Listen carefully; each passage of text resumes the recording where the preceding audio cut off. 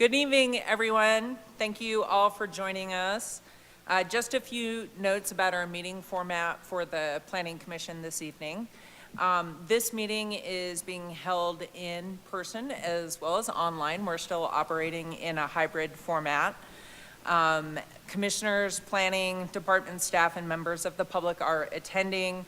In Wheat Ridge City law and also by law, we have the Zoom meeting platform. Members of the public who are not present and who wish to make comments may participate virtually by joining through Zoom, either on a device or by calling in. A Zoom meeting link and dial-in information can be found on the wheatridgespeaks.org website. In addition to being online via Zoom, we are also broadcasting this meeting on Channel 8 and wheatridgespeaks.org. When it's time for public comment, there are, is it 3 or 4 public comment periods tonight? 4 public comment periods. So those who wish to comment on our Zoom connection, use the raise your hand button available on the Zoom platform. If you are dialing in, press *9 to raise your hand and 6 to unmute your phone. If you plan to speak online tonight, please keep background noise to a minimum. And if you do not plan to speak, we recommend you simply view the meeting live by watching Channel 8 or on wheatridgespeaks.org. We appreciate your participation in tonight's meeting, and we hope to create a friendly and respectful atmosphere for public dialogue, and we appreciate your help in this process. So I'd like to now call the City of Wheat Ridge Planning Commission meeting for March 17th, 2022 to order. May I please get a roll call of members? Jonathan Shelkey. Here. Jerry DiTullio. Here. Christine Disney. Here. Julianne Stern. Here. Melissa Antle. Here. Will Kearns. Present. Danielle Larson. Here. And Janet Leo is absent tonight. Great. So the next item on our agenda is the Pledge of Allegiance. So please stand and join me in the pledge. I pledge allegiance to the flag of the United States of America and to the republic for which it stands, one nation, under God, indivisible, with liberty and justice for all.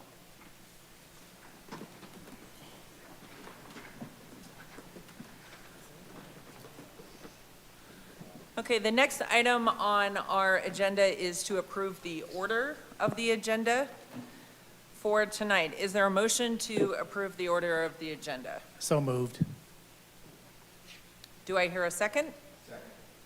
Okay, are there any additions or corrections to the agenda? Okay, great. Let's call for a vote.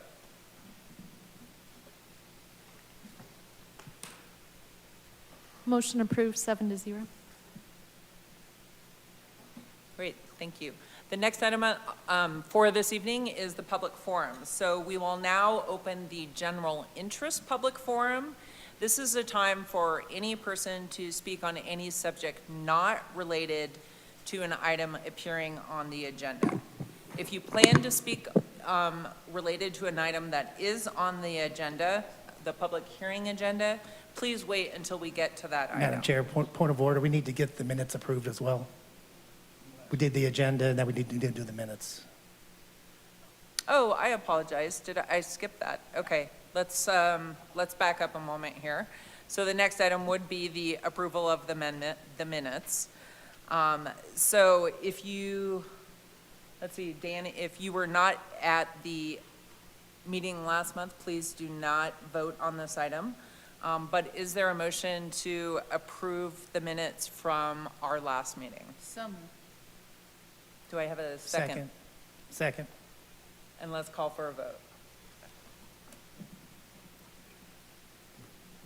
Motion approved 6-0 with 1 abstaining.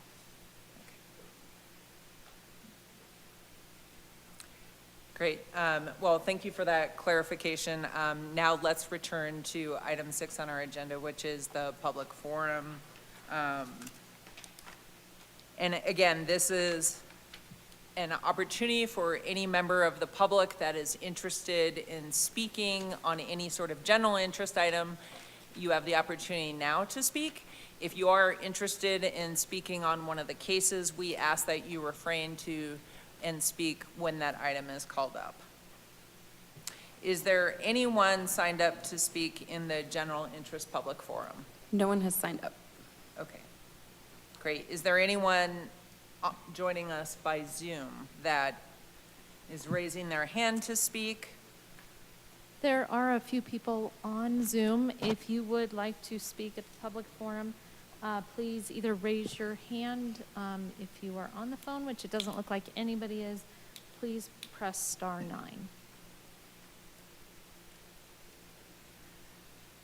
Currently, nobody's raising their hand. Okay, well, with that, I will go ahead and close the public forum.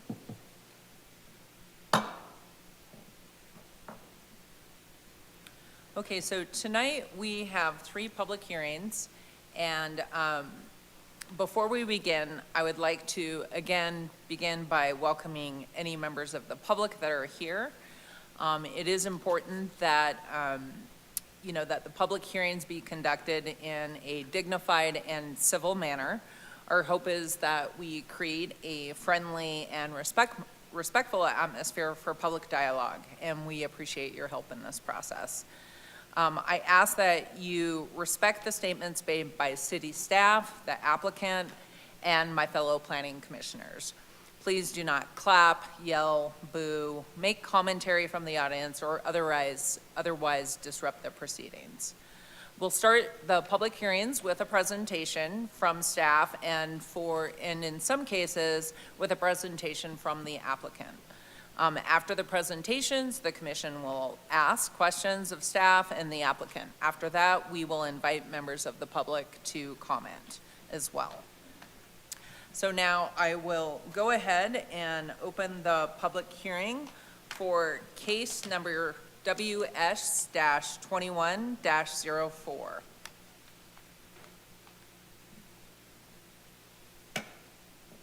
May I please have the staff report? Good evening, Planning Commissioners. My name is Stephanie Stevens, and I'm a planner with the City of Wheat Ridge Community Development Department. I'm presenting case number WS-21-04, which is a request for approval of a replat to consolidate 23 lots into 3 lots on property zoned MUN and located at 5800 to 5990 West 38th Avenue. I would like to enter into the public record the contents of the case file, the subdivision regulations, and this digital presentation. The property is within the City of Wheat Ridge. All appropriate notification and posting requirements have been met, and therefore Planning Commission has jurisdiction to hear this case. The site is located on the south side of West 38th Avenue between Fenton and Harlan Streets. It consists of 3 addresses, 5800, 5900, and 5990 West 38th Avenue, made up of 23 lots and totals 1.89 acres. There's currently 1 commercial building at each address, all built in the 1950s. The site was platted in 1952 as the Fred L. Spallone subdivision. There are currently easements that run along the northern property boundary of the site that encompass the city's sidewalk and landscaping, as well as utilities and signs, which are all proposed to be maintained. The property is zoned mixed-use neighborhood, as are most of the nearby properties along West 38th Avenue. The property was included in the city-initiated rezoning, which took place along this corridor between Sheridan and Wadsworth back in 2011. West 38th Avenue is a primary arterial road, and most of the nearby uses are commercial. Further south and north of the site is residential zoning. While the mixed-use neighborhood zone district does not have minimum lot size or lot width requirements, design standards and setbacks are determined by the building design and use. Standard minimum side setbacks are 0 feet, which this proposal would meet. Since the buildings on the site are existing and there are currently no plans for development, any non-conforming dimensional standards will be considered legally non-conforming. The lot configuration is appropriate for the existing conditions and could also accommodate future redevelopment if that were to ever occur. Subdivision regulations are found in Article 4 of the zoning code. And just a reminder that a plat is a technical document that reconfigures lots, tracts, or parcels for sale or development. It removes, creates, or defines property lines, allows the city to evaluate right-of-way, and it allows the city to evaluate civil construction documents. As a reminder, the subdivision plat does not affect the zoning or permitted uses on the property. It enables development already permitted by the current zoning. It also does not look at site or building design. For this project, building design and placement are already in place. So the applicant's requesting approval of the replat to consolidate 23 lots into 3 lots to align with the existing development on the property. The applicant would like to replat the site to have each of the 3 buildings located on its own lot. And the reason for this replat is to clear the title for sale of one of the buildings. This request is considered a major subdivision based on the number of lots involved, which requires a public hearing before the Planning Commission. And in this case, Planning Commission will make a recommendation to City Council, who's the final approval authority. This is an excerpt from page 2 of the plat document, which is also provided in the staff report. Previous lot lines are shown in the grayish blue color on the screen, and new lot lines are shown in red. New easements are shown in purple. Each of the 3 proposed lots are logically configured to align with existing conditions, including buildings, parking areas, and access. The lots are rectangular, except that Lot 1 proposes an angled boundary line to align with the existing access. The proposed subdivision plat creates Lot 1, which is furthest west and on 5990 West 38th Avenue. It's approximately 129 feet wide by 140 feet deep and about 0.4 acres in size. It contains a vacant commercial building, which is previously used as a convenience store. The middle lot, Lot 2, at 5900 West 38th Avenue, is approximately 182 feet wide and 140 feet deep and 0.60 acres in size. It contains a multi-tenant building currently occupied by a cabinet shop and window tinting business. And the purpose of the subject plat is to clear up title and subsequent sale for this Lot 2.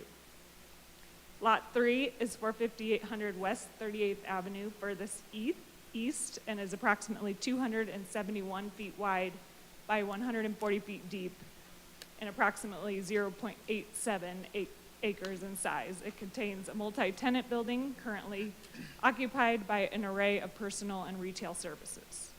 Both the existing right-of-way widths along Harlan and Fenton Streets are substandard, and right-of-way dedications are required on this plat. The right-of-way dedications are to align with the current streetscape improvements that are already in place. This includes the sidewalk and landscaping, streetscape improvements. The second page of the plat shows the existing easements along the northern property boundary that will remain in place, and 2 new easements are proposed for gas and water service. Since Wheat Ridge is not a full-service city, we sent the application on referral to outside agencies, fire, water, and sanitation districts, as well as completed an internal review. There are no remaining comments on this application, and the plat is found to be approvable. Before the hearing, the property was posted for 15 days, and letters were sent to property owners and residents within a 600-foot radius. The project was posted also to Wheat Ridge Speaks. 1 phone call was received inquiring about the proposal, but did not express opposition. No further comments were received. Ultimately, staff has concluded that the request meets the subdivision regulations and all agencies can serve the property. It will allow for sale of one of the existing buildings. Staff recommends approval of the request. This concludes my presentation. The applicant does not plan on making a presentation, but we are both here for questions. Thank you. Great, thank you, Stephanie. So I will now entertain questions from the commissioners. Please remember to refrain from judgment either for or against the request, and please hold your comments of support or concern until after public comment. Why don't we go ahead and start with Commissioner Kearns? Do you have any questions? Sure, I have a quick question. I noticed there's an alley behind the parcel in question. Does each lot of this parcel have an alley access, or what does that look like? Yes, there is a rear alley access that lines with the entire back. And that'll remain open, that Yes, that access will doesn't be change? maintained, correct, yes. And does each lot also have a access fronting 38th Ave? Or some shared? Does each one have its own unique access Sort of, point? yeah, does each lot have its own driveway on? They all have access to 38th, either from an individual or shared access point. Okay. That's all I had, thank you. Commissioner Stern, any questions? No questions, thank you. Okay. Commissioner Disney? No questions. Commissioner Larson? A couple of questions, primarily about ownership. Who owns the property now? Would you mind stepping up to the microphone, please?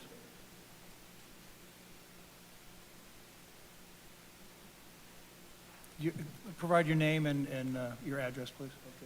I'm Steve Fleer, and my address is 8008 Tohi Road, Parkland, Colorado. Thank you. I'm sorry, can you repeat that just real quick and spell your last name? Fleer is F-L-E-E-R, And your address again was? 8008 Tohi Road, T-O-W-H-E-E. Thank you.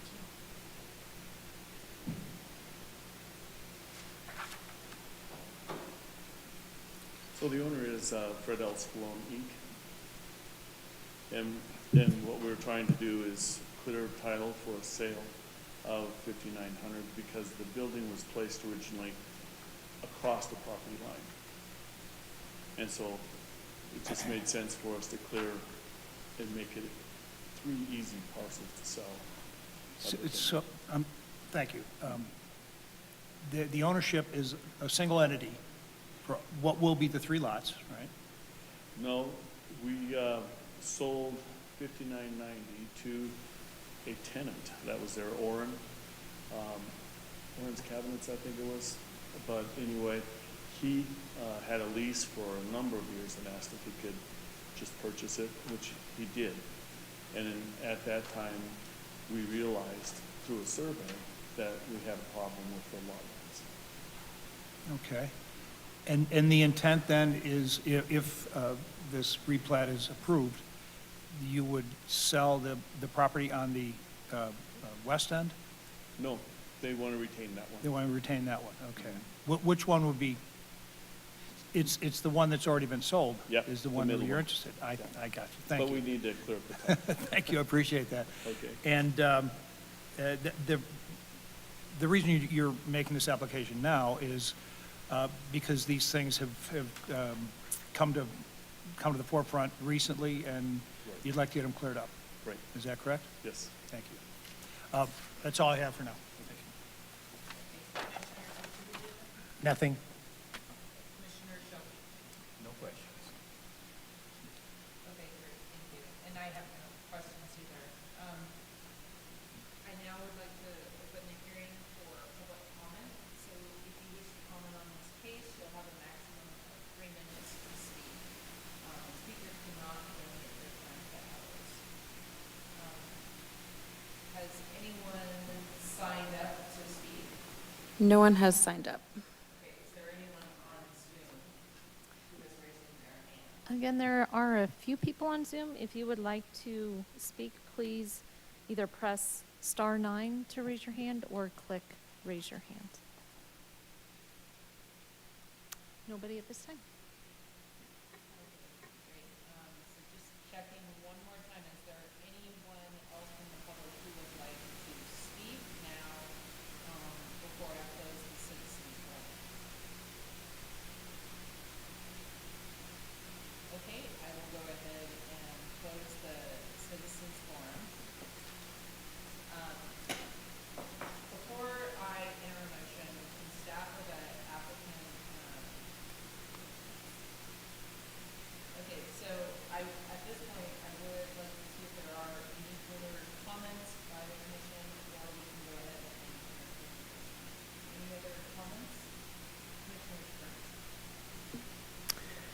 So there's a lot line for Lot 1 on the east side of Lot 1.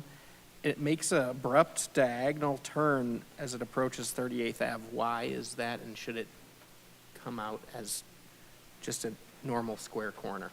So it aligns directly with the way the access point goes, so that's where Oh. the curbing, I see. so it's exactly replicated as what you see on the ground. Okay. Thank you.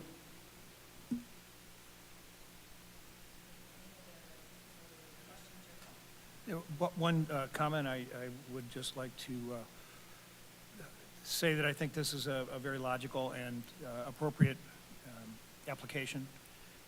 I've noticed that one of the buildings, I believe it's the one on the east, is currently being renovated. So there is work going on, and it looks like it'll be a very beneficial addition to that stretch of 38th, which, as we all know, has become Wheat Ridge's main street. I wish you guys luck on that, and we hope to see you soon. Well, congratulations so far. Thank you.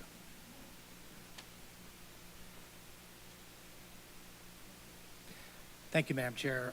I move to recommend approval of case number WS-21-04, a request for approval of a replat to consolidate 23 lots into 3 lots to establish clear title for existing conditions on property zone mixed-use neighborhood, MUN, and located at 5800 to 5990 West 38th Avenue for the following reasons. 1, all agencies can provide services to the property with improvements installed at the developer's expense. And number 2, the requirements of Article 4 subdivision regulations of the Zoning and Development Code have been met. Second.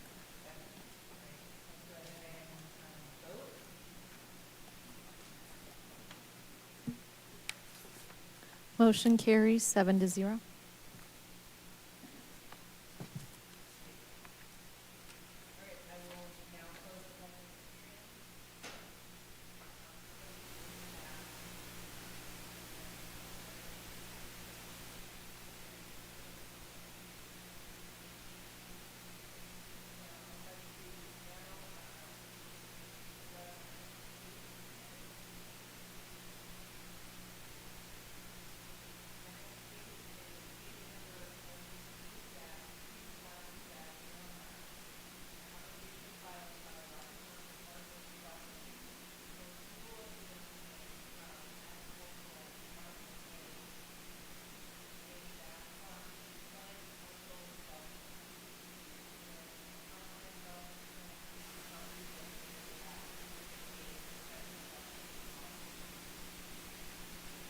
Hello again. For the record, I'm Stephanie Stevens, Planner in Community Development Department of the City of Wheat Ridge. I'm presenting case number 21WZ2109, which is a request for approval of a zone change from Agricultural 1 to Planned Commercial Development with an outline development plan and located at 4877 Robb Street. I would like to enter into the public record the contents of the case file, the zoning ordinance, the comprehensive plan, and this digital presentation. The property is within the City of Wheat Ridge. All appropriate notification and posting requirements have been met. Therefore, Planning Commission has jurisdiction to hear this case. The property is located on the west side of Robb Street between I-70 Frontage Road North and approximately West 50th Avenue. I-70 is located nearby to the south, while the city's boundary and the city of Arvada are at approximately West 50th Avenue to the north. The site is unplatted and totals about 3.4 acres in size, and it's presently vacant, unimproved lot. Both the Wadsworth and Swadley ditches run overland through the site with a significant grade change in the northwest corner of the site just north of the Swadley ditch. The property is currently zoned Agricultural 1, as are the properties to the north. To the south is the Wheat Ridge Industrial Park, which is zoned Planned Industrial Development.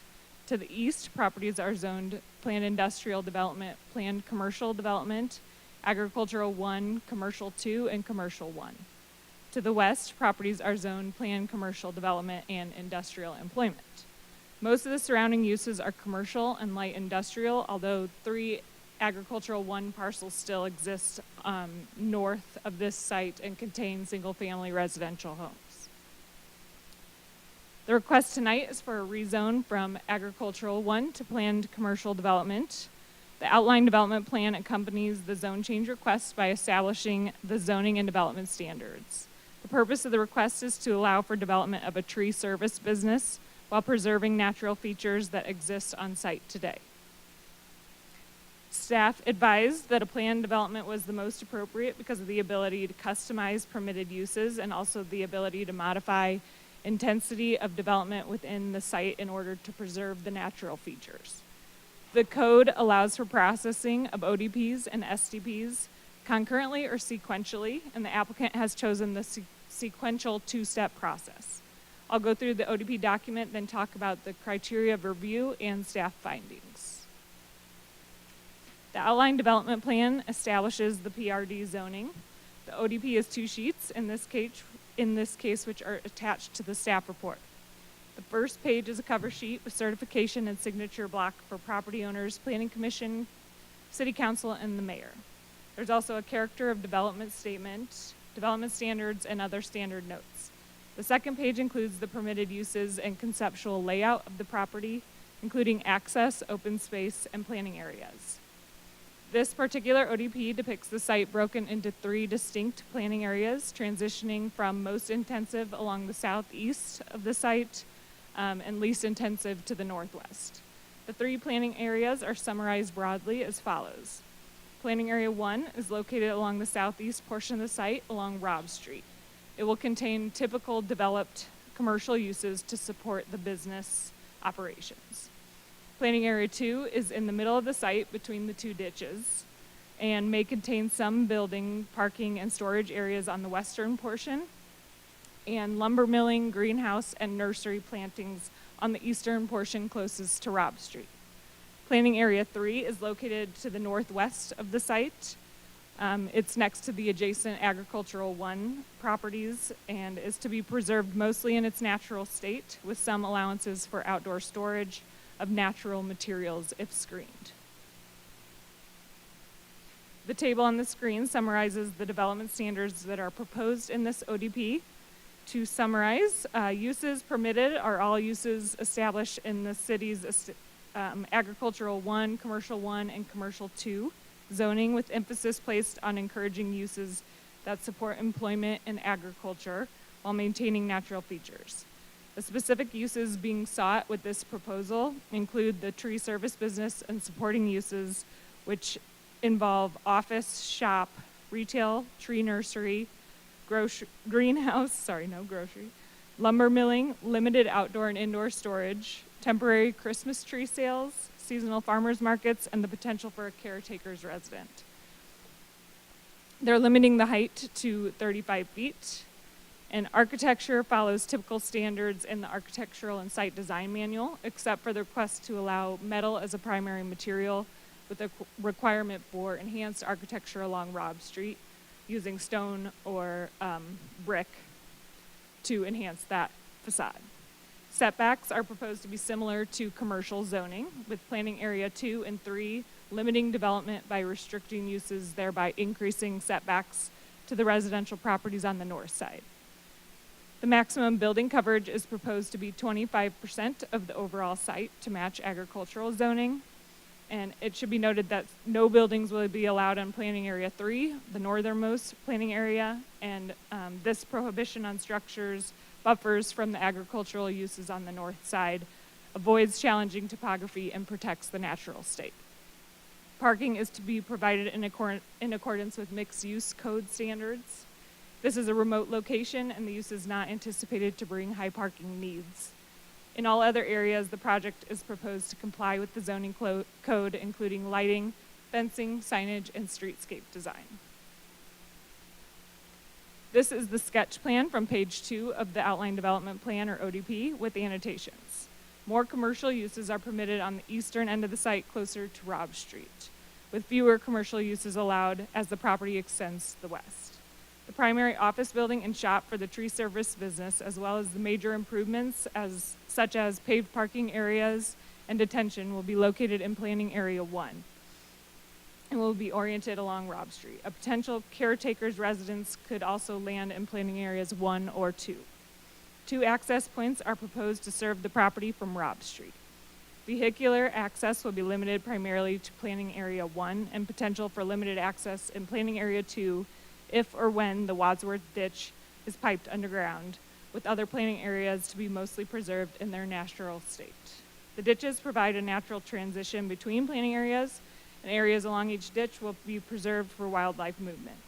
The Wadsworth ditch is furthest west, located between it's furthest south, located between planning areas 1 and 2, and will likely be piped in the future to support, with support of the ditch company. It will require their approval to underground. The Swadley ditch is anticipated to remain unpiped and preserved in its natural state, with the new ditch crossing to be provided via skid steer. The planned development places standards to protect ditches which may serve as wildlife corridors to create a buffer to the residential properties, to combine the limits of outdoor storage, and to prescribe where commercial activities and milling may take place. This PCD is customized so that the property can serve as a transition between the various land uses that surround it. It balances a desire to put the property to productive use and also a desire to protect natural features. We use several criteria to evaluate zone change requests, which includes consistency with the comprehensive plan. A full analysis of the criteria for consideration of the zone change are provided in the staff report. This image is an excerpt from the comprehensive plan, which provides guidance in terms of land use. The mixed-use employment designation encompasses this site and all surrounding properties north of I-70. The proposed zone change is consistent with the mixed-use employment designation, while respecting existing agricultural nature of the area, and the commercial project supports the city's goals. It allows for an appropriate transition to agricultural properties to the north, as well as commercial and industrial properties to the west, south, and east, by way of buffering and limiting locations of the more intensive activities. Lastly, it will facilitate development of a long vacant lot. As a requirement of the zone change process, a neighborhood meeting was held on July 26, 2021 on Zoom. No members of the public attended the meeting. Since Wheat Ridge is not a full service city, we sent the application on referral to outside agencies, including fire, water, and sanitation, as well as completed an internal review. We did not receive concerns or objections from outside agencies. Before the hearing, the property was posted for 15 days, and letters were sent to property owners and residents within a 600-foot radius. A few calls were received to clarify the proposal, but no objections were raised. No further comments were received. Staff believes the zone change request meets the criteria. It allows for a compatible and balanced land use, it complies with the comprehensive plan, and it promotes economic growth and quality design. All agencies can serve the property, and the proposal is in line with the criteria for a zone change to planned development. Ultimately, staff is recommending approval of the request. Planning Commission will recommend a decision to City Council, who will also review the ODP. If Council approves the ODP, the zone change would then be approved, and the applicant could move forward with a specific development plan and subdivision plat. That concludes my presentation. The applicant also would like to give a presentation, and we are both here for questions. Great, thank you, Stephanie.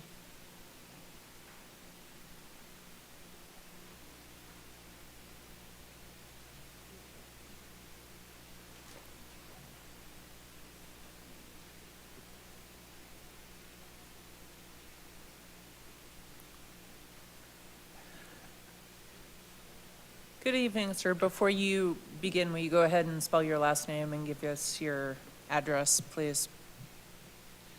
My name is C.J. Kirst with Tahoe Consulting, 5730 East Otero Avenue, Centennial, Colorado, 80112. Last name is spelled K-I-R-S-T. Good evening. I was just joking with Stephanie. She stole a lot of my thunder here. I've got a lot of the same information, but maybe a little bit more that'll help. I am here tonight representing the applicant, Rocky Mountain Hardwood Processing. We are proposing a zone change for the property.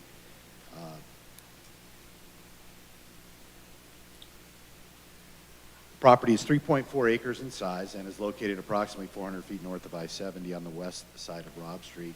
Robb Street is a little over a half mile east of Ward Road. Property has historically remained undeveloped and is located between commercial, industrial to the south, large lot residential to the north, senior living to the west, and Robb Street to the east. As Stephanie mentioned, there are 2 irrigation ditches, the Wadsworth and Swadley, running through the middle of the property. As has been mentioned tonight, we're seeking a rezone from Agriculture 1 to planned commercial development. Planned development is unique in that it is somewhat of a custom zone district instead of a straight zone type like commercial or industrial. Planned developments are a 2-step process, the first being the outline development plan and the second the specific development plan. We are presenting the ODP tonight, and that is shown in this slide. Both the ODP and the specific development plan are heard through public hearings, as Stephanie mentioned. The PCD zoning, in this case, would provide more flexibility on the property than in comparison to conventional straight zoning. May it be commercial or industrial in this case. This is important to regulate how the property can be used while still maintaining the 2 irrigation ditches and wildlife migration. The Easterly planning area 1 is proposed to have the hard improvements of business operation, whereas the planning areas 2 and 3 are proposed to maintain most of the existing site features while having some softer improvements to support planning area 1. As Stephanie mentioned, planning area 1 will likely include buildings for the business operations such as an office, a shop, and retail, including parking, drive aisles, and improvements to Robb Street. The building will front Robb Street with parking surrounding the front and rear sides. Planning area 2 will be used to support business operation with storage, both outdoor and some minor indoor, as well as some supporting uses like a nursery, greenhouse, and lumber milling. Some seasonal uses could include Christmas tree sales as well as a farmer's market. The 2 existing irrigation ditches will remain in use. Planning area 3 will for the most part remain as is and undisturbed with some outdoor storage use. Only outdoor storage of natural materials will be allowed, including tree storage, shredded branches, mulch, and drying wood slabs. Planning area 3 will remain in its native state. If outdoor storage of native materials is implemented, then a 6-foot opaque fence or natural hedge would be required. Areas along the ditches will remain unfenced to preserve wildlife movement. Planning areas 1 and 2 could at some point have a caretaker's residence on site, as Stephanie mentioned. However, only 1 would be allowed on the entire property. The frontage along Robb Street will be improved with curb, gutter, and sidewalk to match the existing portions to the south. In addition, the area behind the walk will be landscaped. These improvements will complement the street corridor similar to the improvements across the street on the east side of Robb Street shown in this photo, all providing a uniform and updated character to the property. As previously mentioned, the Wadsworth ditch will be piped the entire portion on the property. The Swadley ditch will remain open with one point where it can be crossed. It is important to note that the Swadley will be located within a 20-foot buffer as it will remain open. The ODP designates building setbacks and heights. Building setback minimums from Robb Street are 35 feet, and setbacks to the north, south, and west range from 5 to 10 feet. Stephanie mentioned the maximum building height being 35 feet tall, and then the maximum building coverage being no more than 25%, with no buildings on planning area 3.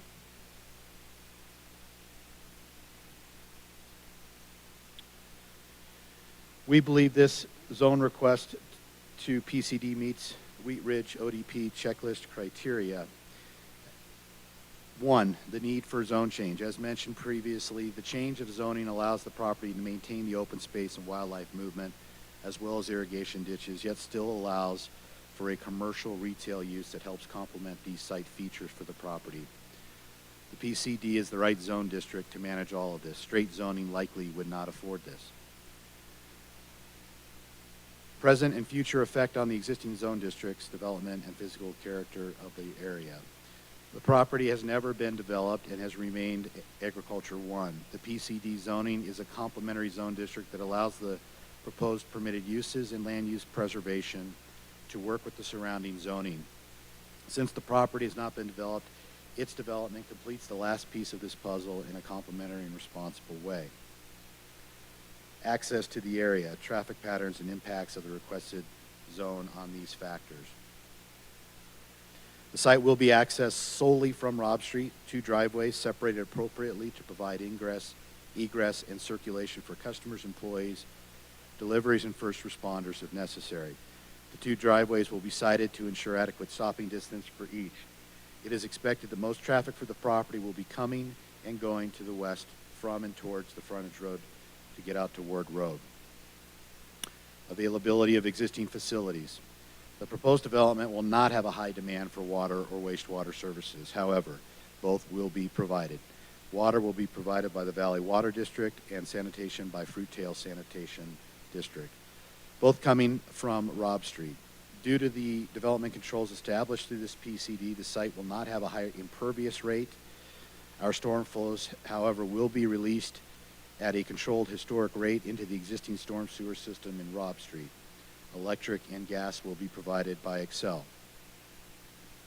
Present and future effect on public facilities and services such as fire, police, water, sanitation, roads, parks, and schools, properties within the Wheat Ridge Police and Arvada Fire Protection District service areas. We have not received any questions or comments from either on this proposal. The proposed uses in zoning do not generate students, and therefore the demand for more schools or parks is not applicable. A decision of the relationship between the proposal and adopted land are policies of the city. We believe that we are meeting the goals of the Northwest Sub-Area Plan in terms of diversifying and creating new employment, maintaining diversified use of the land, as well as creating uses that will allow for a sustainable and resilient tax base. We believe this zone request to PCD meets the Wheat Ridge Municipal Code 26-303D for the following reasons. The change in zone promotes health, safety, and general welfare of the community and will not result in significant adverse effect on the surrounding area. The proposed zone change provides boundaries and limitations for the properties to be developed in a way that maintains open space and wildlife movement as previously mentioned. With uses that align with the surrounding area, the property once developed will enable more safety by having an owner-user on the premises. In addition, the property will generate retail sales tax and in turn help the general welfare of the community. The proposed use of the property is a nice transition from agriculture residential to the north and commercial industrial to the south. The development proposed on the subject property is not feasible under any other zone district and would require an unreasonable number of variances or waivers and conditions. The PCD zoning allows the protection of the existing ditches and wildlife movement that likely could not be maintained if straight commercial or industrial zoning was being proposed. The outdoor storage areas proposed can be specifically designated with a PCD, and the specific commercial uses can be prescribed closer to Robb Street in a manner that benefits the agriculture residential to the north. This customized zoning allows for a variety of land uses that will not burden or harm the wildlife or residential agriculture residential existence. Adequate infrastructure facilities are available to serve the types of uses allowed by the change of zone, or the applicant will upgrade and provide such where they do not exist or are under capacity. As I previously mentioned, there is adequate water, sewer, and storm facilities nearby that we will connect to.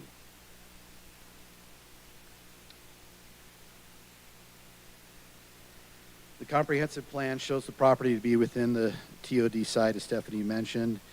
The rezone of the property allows the following goals to be met.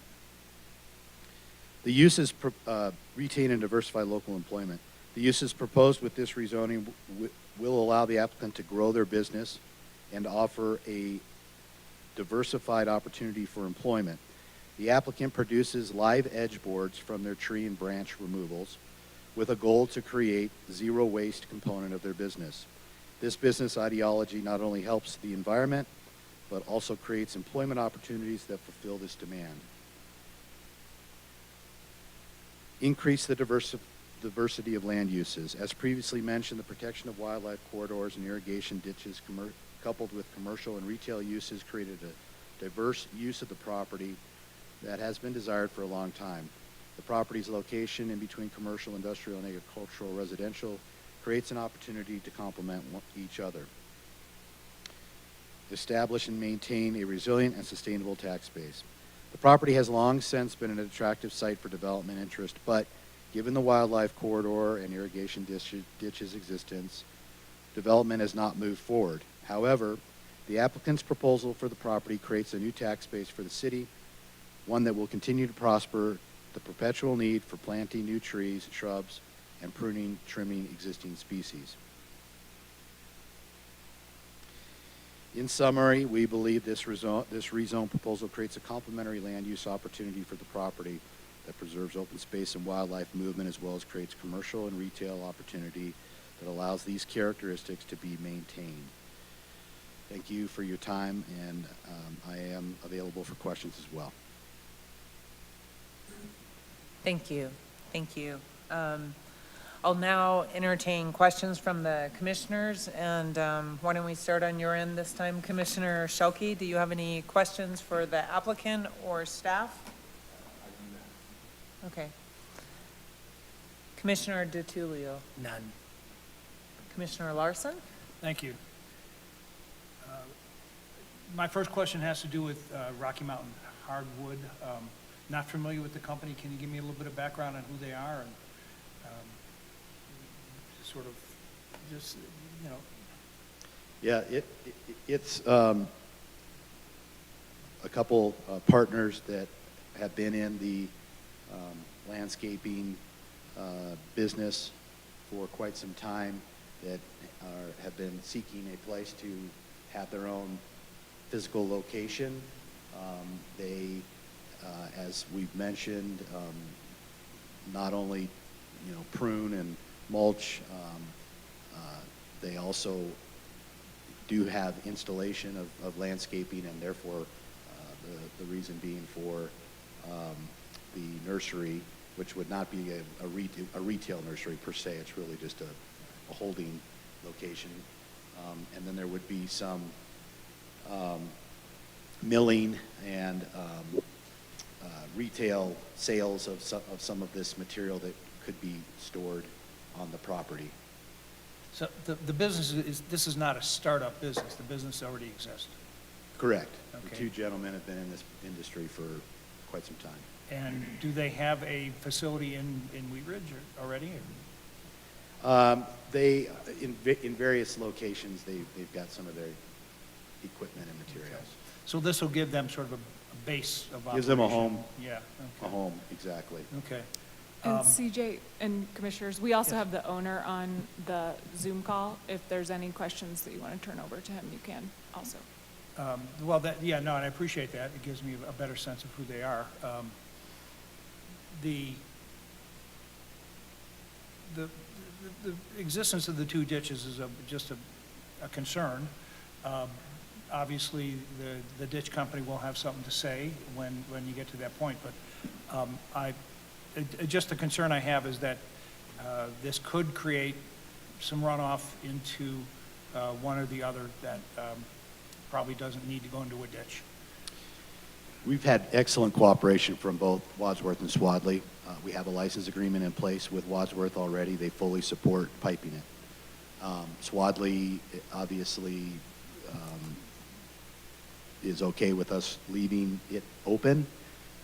The site flows from northwest to southeast, so the Wadsworth will be totally piped, and therefore nothing can get in it. As you move over to the Swadley, any of the runoff is going to be coming off of Planning Area 3, which is to remain in its natural state. So you're not going to see anything new that would get into that ditch. Okay, thank you. And they're doing some lumber milling. Where does the raw material come from? What is the raw The material? raw material for their milling operation? A lot of it comes from other, business Oh, okay, locations, sure. for example. Great, thank you. Yep, that answers my question. That's all the questions I have. Great, thank you. Commissioner Disney? No question. Commissioner Stern? No questions, thank you. And Commissioner Kearns? If approved, when can Rocky Mountain Hardwoods locate here and set up shop? I missed that first part. If approved, when can Rocky Mountain Hardwoods start business here and locate it? They would love to start business tomorrow. Okay. We've got, obviously, the site development plan process to go through. Okay. And then the building permit component, and then construction. So it's a good year away at this point. Sure. But they would love to be able to start up tomorrow. if they Okay. could. Thank you. Another question. Sure. One more question. Discussion about the employment zone. How many people do they anticipate employing? Up to probably 8 people total. It's not a heavily employed type of Right. business. No, 8 jobs that didn't exist before. Yeah. Okay. Thank you. Great. Any further questions from any of the commissioners? No? Okay. And I have no questions myself for you, sir. You can go ahead and take a seat. I now would like to open the hearing for public comment. Do we have any speakers signed up? No one has signed up in person. Okay, has anyone joining us by Zoom raised their hand? I do have one person who has raised their hand, Ben Porte. If you would like to speak, you can at this time. Please give us your name, spelling of your last name, and your address, please. Sure. Thanks for having me on. My name's Ben Portie, Portie. My wife and I own the property to the north. So we are 4901 Robb Street. We own approximately 3.2 acres with a couple houses to the north, 2 of the 5 houses that are zoned residential A1. So I have a few questions. So I hope it's okay to take a little time because I'm going to be the neighbor and just want to be a good neighbor to the new company here, but have a few concerns and questions first. You do have 3 minutes, just so you are aware. Okay, so in my 3 minutes then, that lot is with the 2 ditches and graded on the north side, very high. I don't know exact feet, but down to the south side, low marshland style water. Is there plans for any grading there to grade the land higher than where it is now, so it's not marshland? That's question number 1. If you'll go ahead and ask all your questions, we will address all public comments and questions after Okay. we hear from everyone. Thanks, Ben. Sure. Second one is that swaddly ditch that runs north of it on proposed Area 3 butts up to my property there, probably, 2/3 of it. So how are you going to cross that ditch on your land? I guess would be another question. I didn't hear anything on proposals for that natural storage area, how you're going to get to that piece of land. Because right now, it's sectioned off by water. There's the Yuckum ditch and the Swadley ditch. And so I'm just wondering how you get to that piece of land. Third is, what proposals kind of take place for the city planning when there is residential homes and commercial comes in? What does Robb Street look like in the future? We worked with City of Arvada because it's only, a few hundred feet to the north of us to put in those commercial warehouse buildings. And so the property and area seems to start going commercial. I own another piece of property on the south side of I-70, almost directly.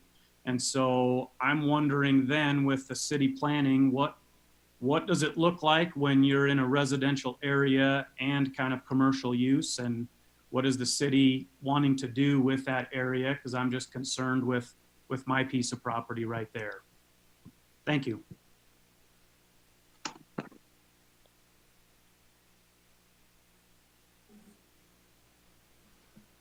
Nobody else has raised their hand.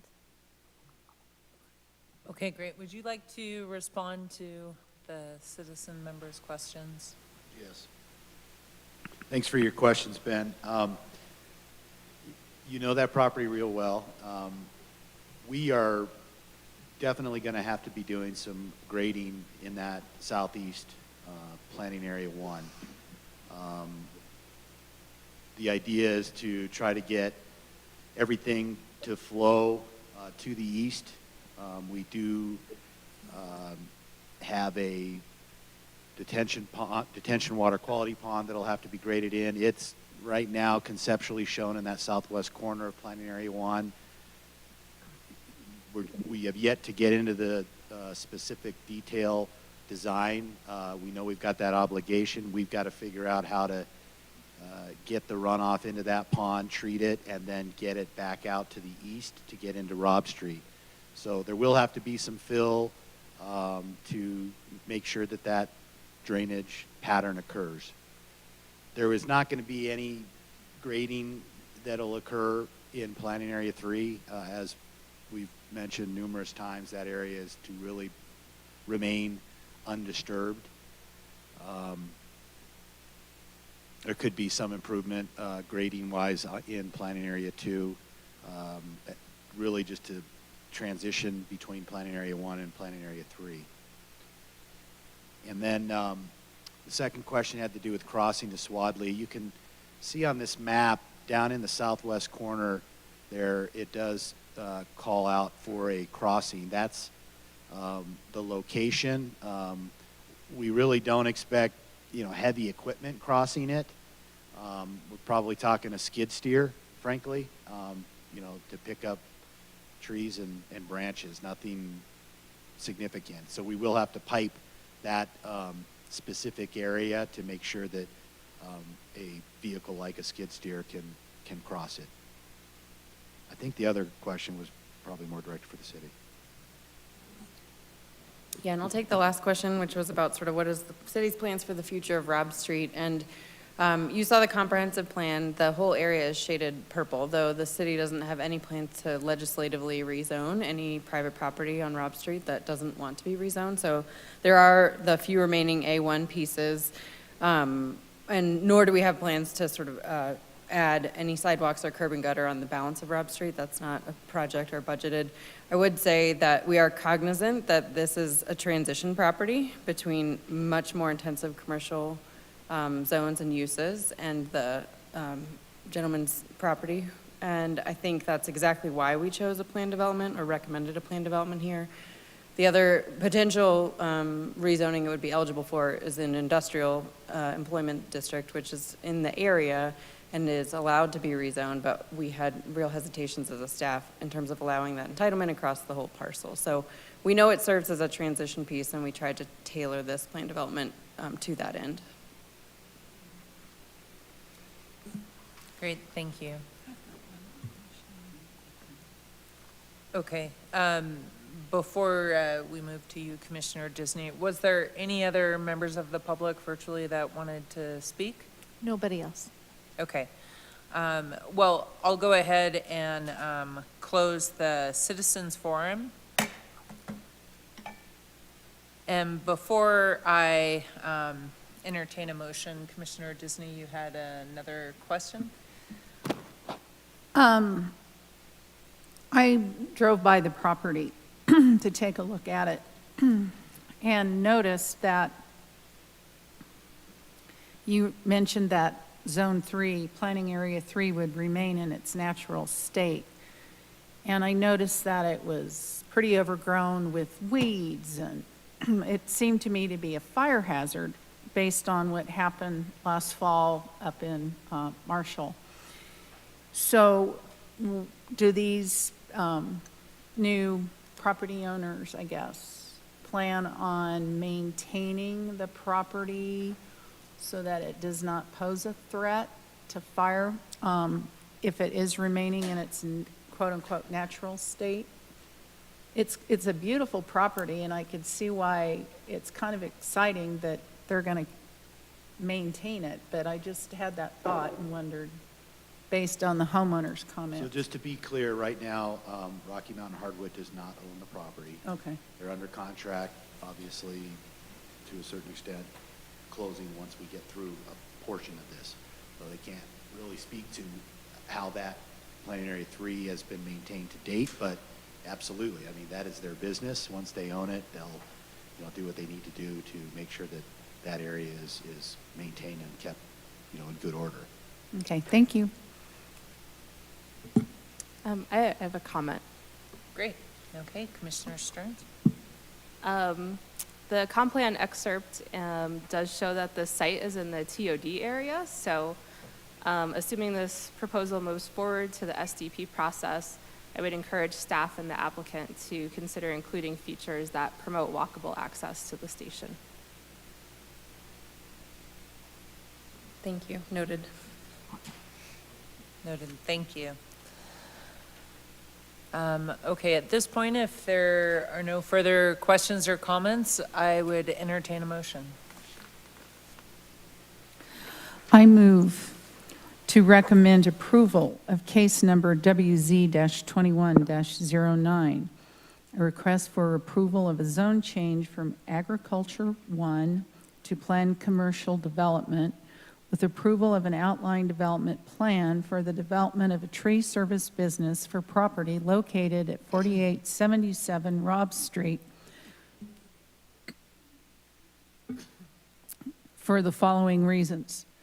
1, the proposed zone change will promote the public health, safety, or welfare of the community and does not result in an adverse effect on the surrounding area.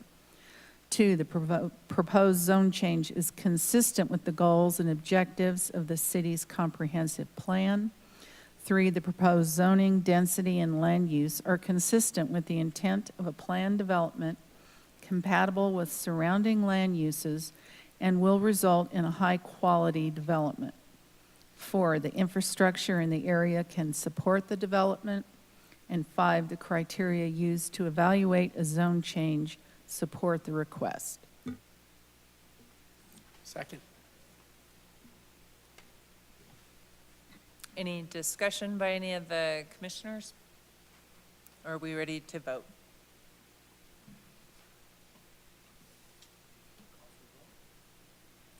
Call for a vote.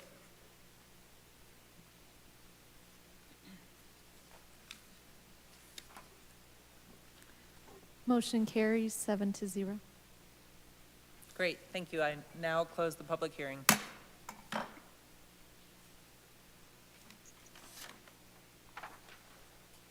All right, we have one more case for you this evening, case number WZ-20-06, which is an application filed by Heartwood LLC for approval of a zone change from restricted commercial to planned residential development with an outline development plan on a property located at 7585 West 32nd Avenue. One more time, for the record, I'm Stephanie Stevens, planner in the City Wheat Ridge Community Development Department, and I am presenting case number WZ-2006, which is a request for approval of a zone change from restricted commercial to planned residential development with an outline development plan at 7585 West 32nd Avenue. I would like to enter into the public record the contents of the case file, the zoning ordinance, the comprehensive plan, and this digital presentation. The property is within the City of Wheat Ridge. All posting and notification requirements have been met, therefore Planning Commission has jurisdiction to hear this case. The property is located on the north side of West 32nd Avenue, one lot east of the Wadsworth Boulevard intersection. West 32nd Avenue is a minor arterial that runs east-west through the city, while Wadsworth Boulevard is a major arterial running north-south. The site is about 3/4 of an acre in size and is vacant aside from a parking lot. It was originally permitted in 2005 and intended to be used by the neighboring property to the west. The parking lot is currently unused and no longer associated with 3280 Wadsworth Boulevard, which is that neighboring property.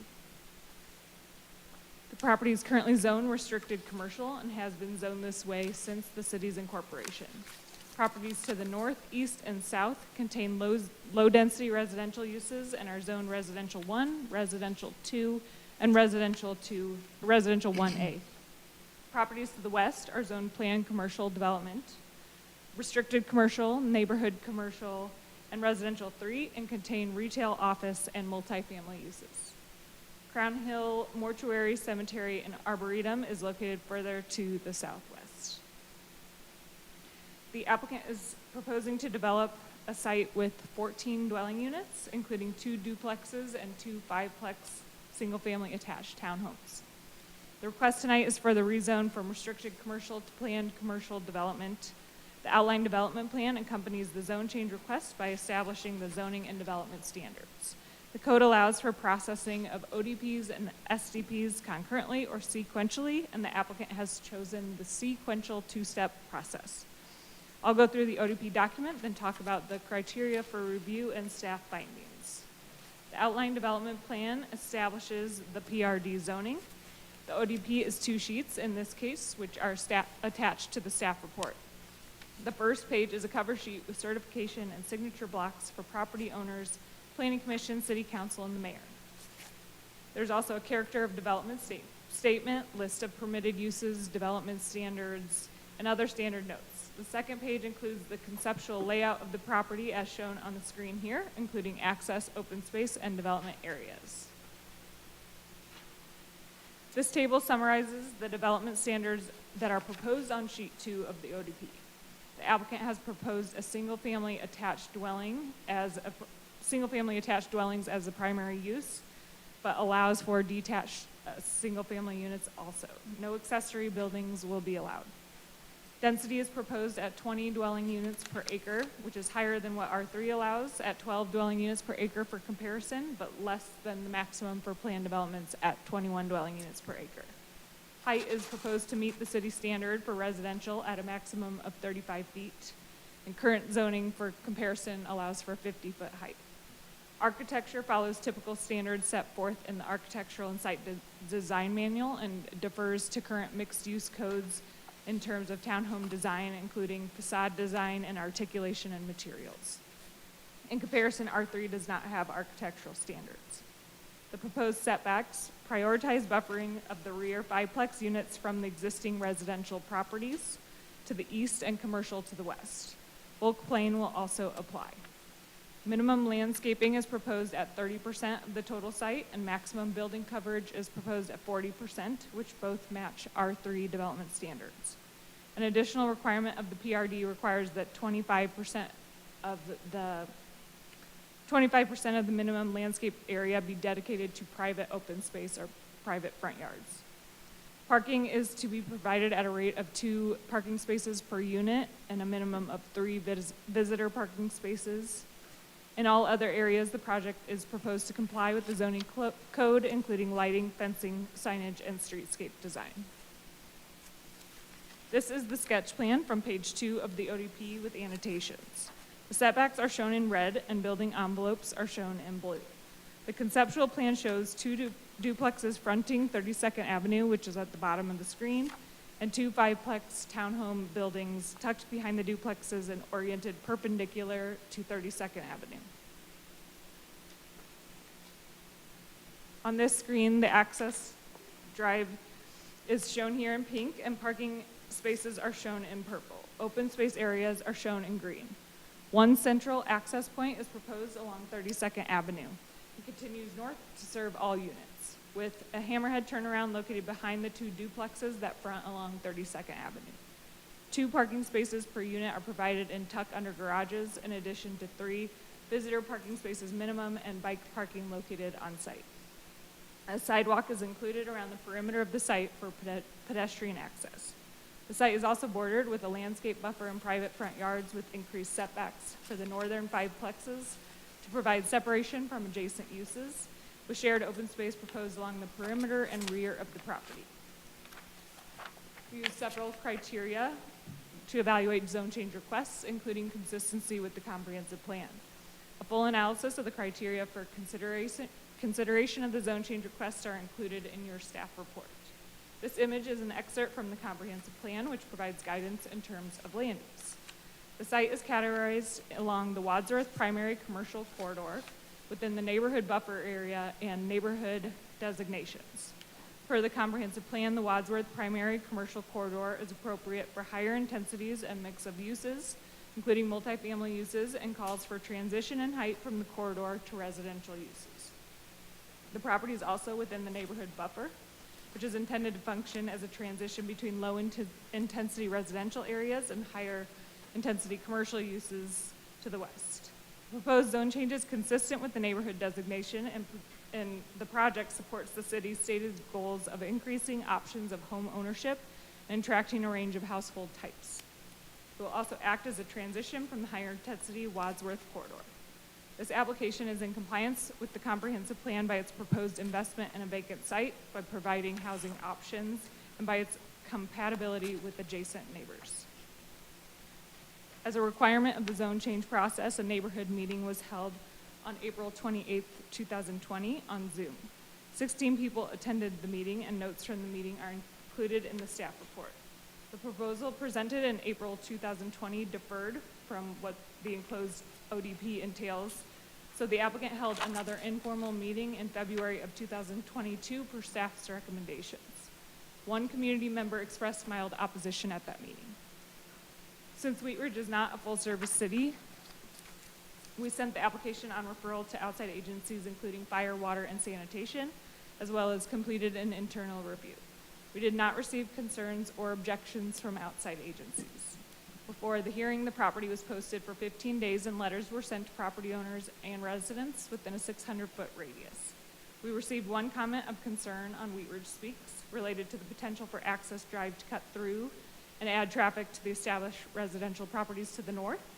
This is not a feasible option, so that road would never go through on the north. And we also received a call from someone opposing the density and traffic that comes along with it. No further comments from that were received. Staff believes the zone change request meets the criteria of review. It allows for compatible and transitional land use. It complies with the comprehensive plan, and it provides opportunity for reinvestment and home ownership. It will add a different variety of housing type options to the area. Ultimately, staff is recommending approval of the request. Planning Commission will recommend a decision to City Council, who will also review the outline development plan. If City Council approves the ODP, the zone change is approved, and the applicant could move forward with the specific development plan and plat. That concludes my presentation. The applicant would also like to give a presentation, and we are both here for questions. Great, thank you, Stephanie.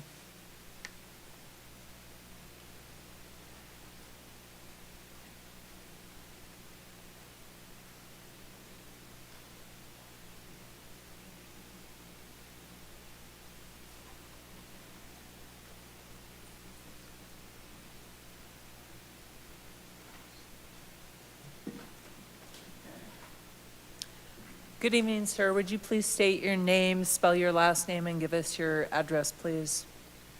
My name is Peter D. Pappas with Pappas Architecture, 3143 South Broadway in Englewood. Pappas is spelled P-A-P-P-A-S. Welcome to the planning board, planning staff, and any community members that are present for this presentation of the Wheat Ridge Multi-14 development, 7585 West 32nd. This is roughly at the northeast corner of Wadsworth and West 32nd Avenue. I think Stephanie has made an excellent presentation. I'm going to try not to repeat much of what she said. The ODP usually does not delve deeply into the design and the specific layout of a project, but we have developed this presentation even further to help the planning staff and planning commission understand our proposal here, as well as having some architecture and design shown on it. The owner for this property is Gerhardt Moore Holdings and Brent Metz. They wish to develop a project which includes 14 townhomes on the existing vacant site with a paved parking lot towards the front. That's the existing site. See if I can get. This is a picture of 14 from West 36th 2nd Avenue to see what the project will look like.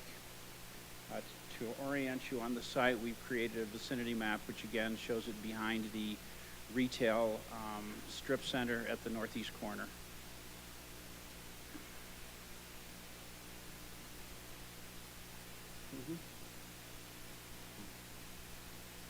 This document is page 1 of the ODP, which Stephanie has explained, that shows the site characteristics, setbacks.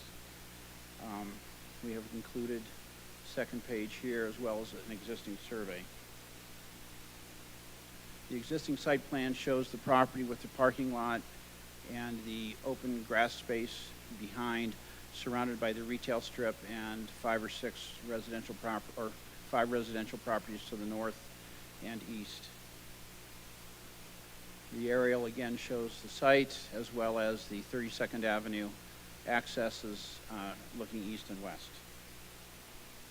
Photos of the site show that it's surrounded by large mature trees, of which we're going to attempt to save every tree on the property, although there is one large ash tree that staff has asked that we remove, but we're going to try to treat that tree so that it does not become affected by the ash borer.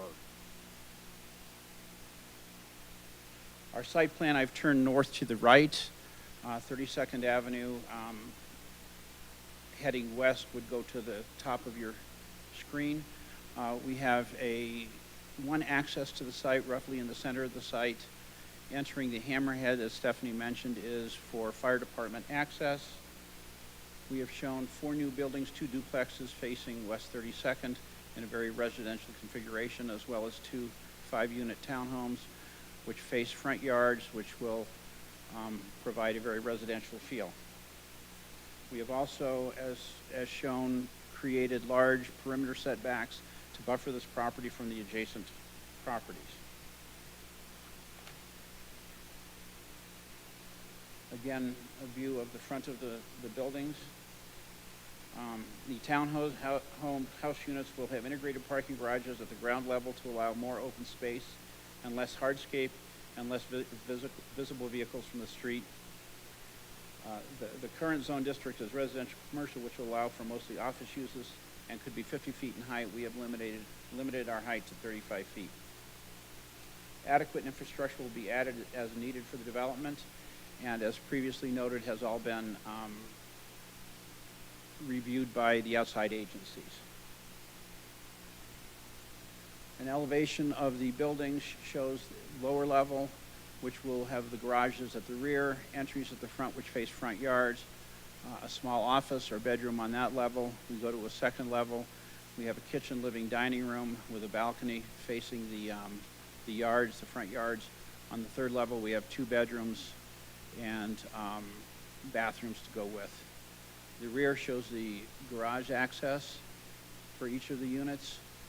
Materials, I'll go back one slide. The materials that we're using are predominantly on the front of the buildings a ballpark red brick with metal panels, obviously the windows. With the gable fronts, we are using asphalt shingles. At the rear, we are using the metal siding also with the red color you see is a wood hardy board siding. On the side elevations, we've wrapped the brick at the lower level to the metal siding. On the upper level rooftop, you see a small deck which will provide views towards the mountains. Access to the property by the one single driveway will provide a project that does not appear to be large in scale. Each townhouse unit obviously 3 stories tall with the garage and main entry on the ground level, which promote the residential feel.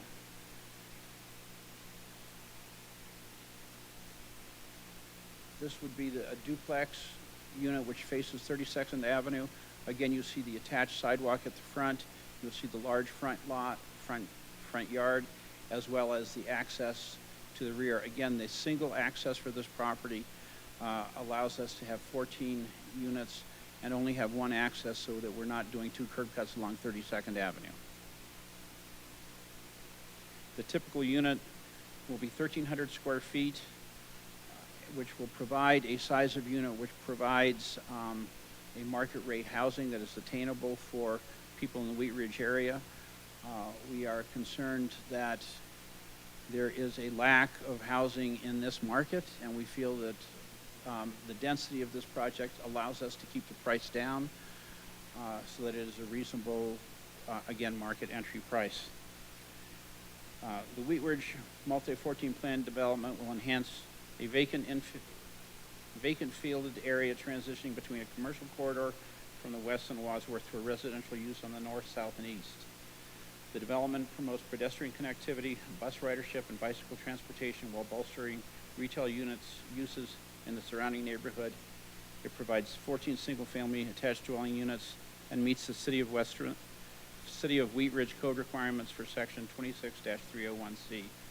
The proposed development is located at a transition between a commercial area and single-family neighborhood, which will provide a buffer while establishing a building scale transition between the two uses. Development will bring diversity of housing options to the neighborhood, as well as connectivity through its street-facing yards. Also, as Stephanie indicated, we meet all of the criteria for a zone change in the City of Wheat Ridge. We respectfully request your approval of this project. I am here to answer any questions you have. We also have Sam Edelson, representative of the owner, to answer questions also. Thank you. Thank you so much. I'll now entertain any questions that the commissioners may have.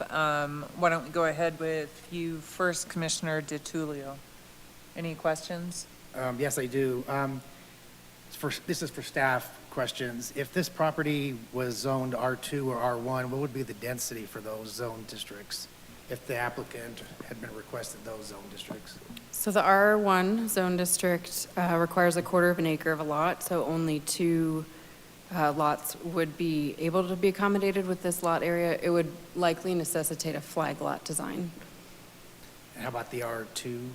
R3 the minimum for single-family homes are 9,000 square feet. Again, likely only maybe 3 lots because the width is a consideration as well. If it were to be a duplex lot under R2, very likely only 2 lots, again with a flag lot design.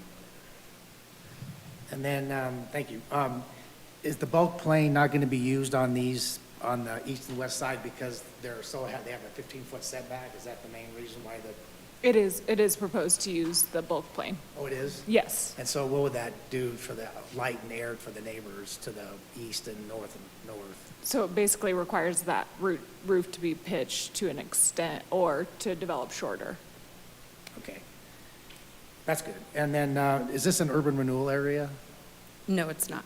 So there's no tax incentives going through this project? For urban Correct. renewal? And then I guess the other question I have is, there's the driveway, and there's confusing in the packet. Is there actual garages or not? Yes, they're tucked under garages on the first level. So you come in the entryway from 32nd Avenue down a drive, and you go underneath each unit for the garage parking. There's also 4 at-grade visitor parking spaces. So there are the garages enclosed? The garage is enclosed on each unit, yes, for 2 cars. So then, when you drive into the driveway, there's going to be an asphalt road and then concrete on each side for the driveways? Or is the road actually acting as the driveway and The road is acting as the driveway, yes. and the parking? Yes. I guess the last question I have is this development considered what you call a slot development, slot housing? No, it's not. The city adopted townhome design standards a couple of years ago to preclude that. The way that this design meets those is by orienting those units on 32nd towards 32nd. So slot home design is where you have the side elevation against the street, not engaging the public realm. So if this was approved tonight and it goes to city council for final approval, do they have say on changing the ODP, or is that set tonight? Or can they make any changes to the ODP and then the SDP, or is it done tonight for the ODP? The ODP still has to move forward to city council, so this is the recommendation. And after that. All right, thank you. Commissioner Schuelke, do you have any questions? Yeah, I have one question. So the exit goes out at 32nd. Yes, sir. Entry and exit on 32nd. That is part of 32nd, major bicycle route. Basically, bicyclists or Deer Creek Trail are coming back and forth there. Plus you have the bus stop there, and then you have a lot of, so it's just, to me, it's kind of a concern, the additional traffic that will be coming out on the 32nd at that spot. I think that's part of the reason why we recommended just a single access point. We sometimes see a loop road for a design like this, and then the townhomes get flipped, but we didn't want to have more than one conflict point. And the access point's generally in the same location as the existing one, and I think it's our opinion that the traffic generation is probably less than if it were to develop under the existing commercial zone district. So it's definitely consideration. Those front two buildings are set back, so you have some site distance. You see some townhomes around the city that have a build-to where they're much closer to that front property line. So trying to strike that balance for exactly that reason. Okay. Commissioner Larson, any questions? Thank you. The first question has to do with emergency access, I know, and staff can clear this up. In the past, we've had developments proposed where the fire department, for one reason or another, would say, well, if the main entrance gets blocked, we need a secondary access, and I don't see one on this. So what did the fire department say about this? So they were okay with the firehead turnaround that's situated behind the duplexes. That's their way to kind of back out and do that maneuver with the fire trucks. So if the entrance is blocked, how do they get in? They don't require a second point of access on all projects. Okay. So they were fine with this design. Okay, thank you. And then and this case goes back almost pre-pandemic, because I noticed the neighborhood meeting was in April of 20. But one of the comments during the neighborhood meeting indicated that at the time there were 11 units, and we're just looking at 14 now. What's changed? So I'll let the applicant respond to this question, but there's been some ownership changes, correct? Step to the microphone and give us your name, please. Yep.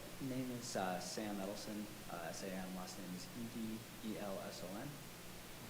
Would you please raise the mic a little bit? Sorry, thank you. Can I get your address as well, Oh, please? yeah, 1358 Gilpin Street, Denver, Colorado. So there's a question of additional units. So I think two things to address there. I'd say, firstly, personally, I'm a really big believer in trying to figure out what to do with a nationwide housing shortage here in Colorado. If you look at what we see throughout the city, there's just, and throughout the metro area, there's just not sufficient housing. I think that people who work in communities should live in communities. And in my personal opinion, this is the type of housing that allows people who truly service and live in Wheat Ridge to actually, who work in Wheat Ridge to live in Wheat Ridge.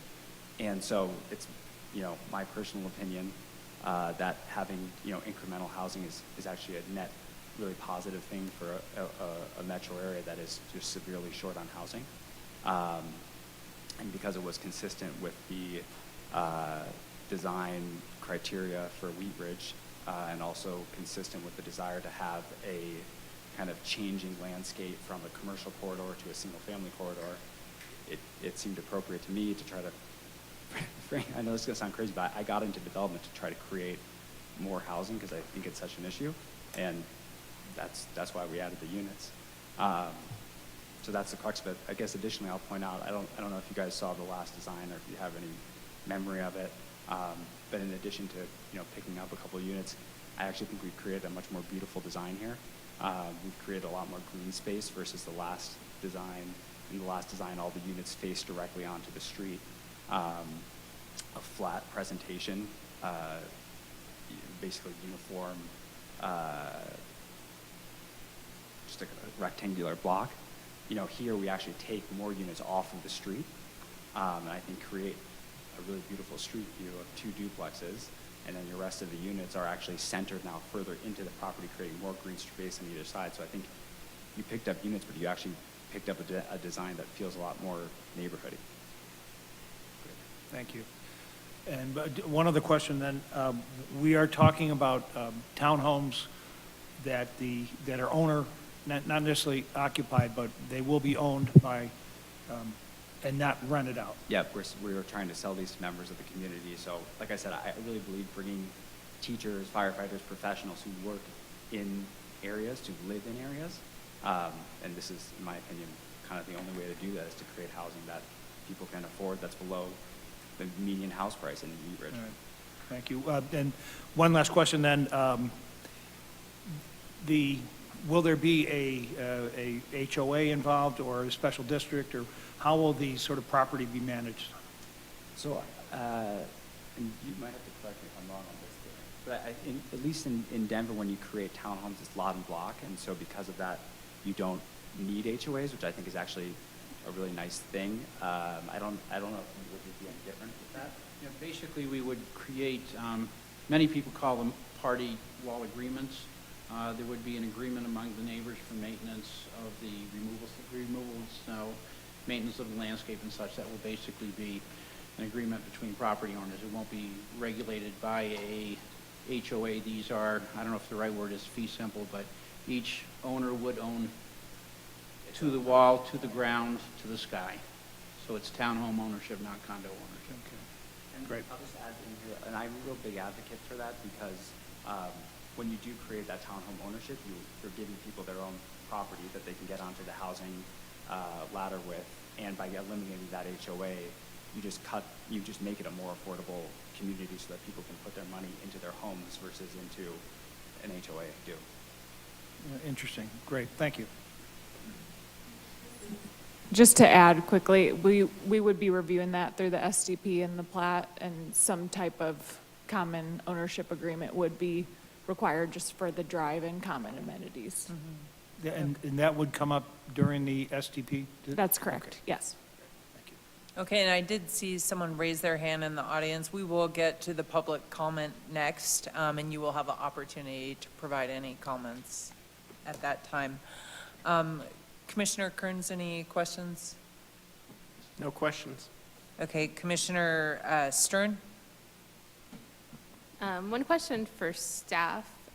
Is there parking on 32nd in front of this property? No on-street parking on 32nd Avenue. Commissioner Disney? How much market research did you do about the community of Wheat Ridge before you planned this development? Would you mind clarifying what you mean by market research? In terms of the nature of the community, the feel, the density of the community? Sure. So, I mean, I as you know, I live in Denver, so I just frankly spend a decent amount of time in Wheat Ridge. We hosted a neighborhood meeting when we updated this plan. I think we had about 6 attendees. We know what we didn't mention in plan comments. One of the attendees was the woman who owns the commercial strip on Wadsworth and 32nd, who I think would prefer to see a project like this versus a vacant lot. So I think if you talk about do I know the feel of Wheat Ridge, I mean I spend time in Wheat Ridge, and I'm a member of the broader municipality or metro area, and like I said, I think it really all comes down to what do we do with the fact that humans are moving to our areas, And are we going to be community members who open up ourselves to the fact that people are moving here and we need to have people who work here or live here? Or are we going to, advocate for low-density, single-family homes that are unaffordable to the people who actually work in our communities? What do you consider market rate in terms of what these are going to sell for and what you're describing as the people that will live here? Sure. So I think the people who will live here, I think this should be affordable by teachers, policemen, firemen, people professionals in the community. When you ask me what I mean by market rate, as you guys know, inflation's 7.5%.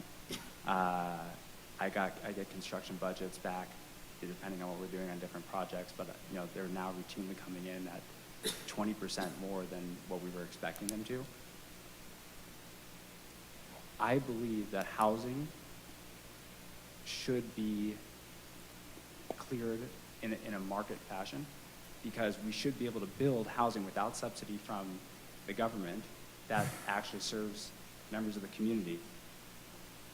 I don't know what's going to happen in the economy between now and then. I know right now I absolutely plan to market these houses at below the average house price in Wheat Ridge, but Which is what? $649,000. You think a school teacher or person making $70,000 a year can afford that? Absolutely not. That's why we're trying to build housing that people can afford. Okay, so, as already pointed out by another one of my colleagues, at the initial neighborhood meeting for this, when there were only 11 units, there was a lot of opposition to this project at that time, stating that it was too dense. And now you've crammed in 3 more into this narrow lot. Why was that not taken into consideration in your design? Well, I think it actually is. There's 2 things there, right? One is that taken into consideration in the design, right? And I think if you just look at the last design versus this design, I would say the opposite. I don't think it's crammed in at all. I actually think we've created better living spaces. And then secondly, again, it just goes back to what kind of communities we want to have, right? And so when I look at what the kind of Wheat Ridge plan is, right? The plan for this area, and the reason that this plan is consistent with what is in your code, and I think that's why staff has supported it. I'll add something here. As we went from the 11 unit to the 14 unit, there were a couple of main considerations. Number one is, if this were to be developed as single-family residence, we were to take the density way down. The cost of the units from normal economics would have to go way up. If you were to build single-family homes here in order to make this an economical project, or a project that you could build, you'd be selling those homes in the $1 million to $1.5 million range, as most single-family units are. When we go from 11 to 14 units, we're able to then divide the cost of the project by 3 more units, therefore keeping that cost down further. Also, as you go from, number one, this is essentially zoned commercial now. You could have a commercial building here with much more traffic coming to the site on and off all day long. You could build a building that is 50 feet high and with a larger lot coverage and less open space. Also, one of the premises of how we are developing nowadays, Wadsworth obviously is a commercial corridor. You would like to keep your housing, the density of housing near the corridors at a higher density, then falling off to a lower density as you get further away from the high traffic corridors. This gives you a transition from the residential properties to the north and east and south to the commercial route. It's also got good access to the buses along Wadsworth and such. So essentially it's good planning to try to get the density along the high traffic corridors, and we're trying to provide that transition. No further questions.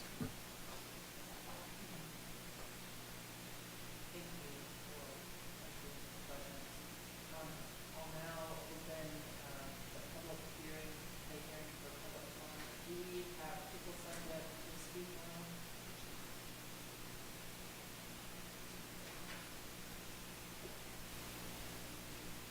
Okay, it looks like we have two individuals signed up to speak. I'll go ahead and call Ann Brinken first. Please remember that you have a maximum of 3 minutes to speak. When you get to the podium, just please tell us your name, spell your last name, and give us your address. Good evening. My name is Ann Brinkman. Last name is spelled Brinkman. My address is 7420 West 34th Avenue. Sorry, wearing this. I am a neighbor, and I was noticed on this. I could not go to the, I did go to the April 2020 public meeting, or neighborhood meeting. I couldn't get to the other one, so I'm here now. I am in favor of this. I should mention, I was a former planning commissioner, and so I've seen a lot of this happen in Wheat Ridge. I have no problem with this. This is a transition property. Nobody is going to spend huge amounts of money to be 200 feet from Wadsworth with the noise and the congestion and everything that comes with it. This is intended to be a transition property.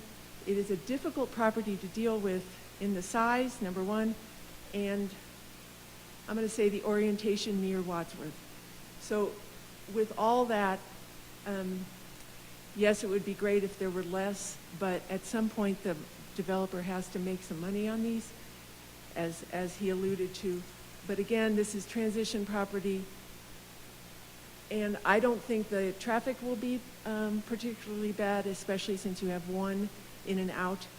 I am going to make 2 points that are usually covered in the SDP, but I'm going to say them now in case I can't come to the SDP.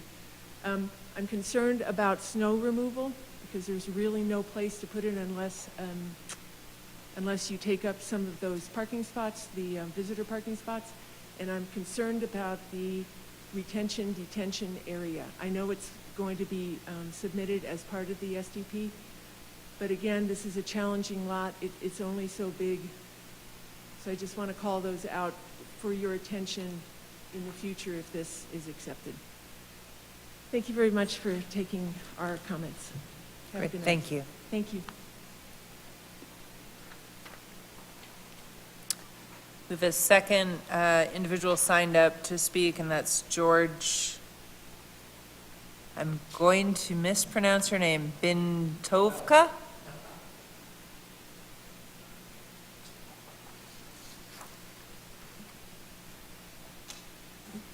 Sir, would you go ahead and tell us your... Yeah, my name is George Butkovich. I live at 7307 West 32nd Avenue. I've been a resident for 49 years. I've seen things come and go. Can I get the spelling of your last name, please? Pardon? Can I get the spelling of your last name? Yeah, Butkovich. Thank you. I have just a couple of comments. I guess since I don't have anything to sell, I don't understand why we're having the meeting on St. Patrick's Day.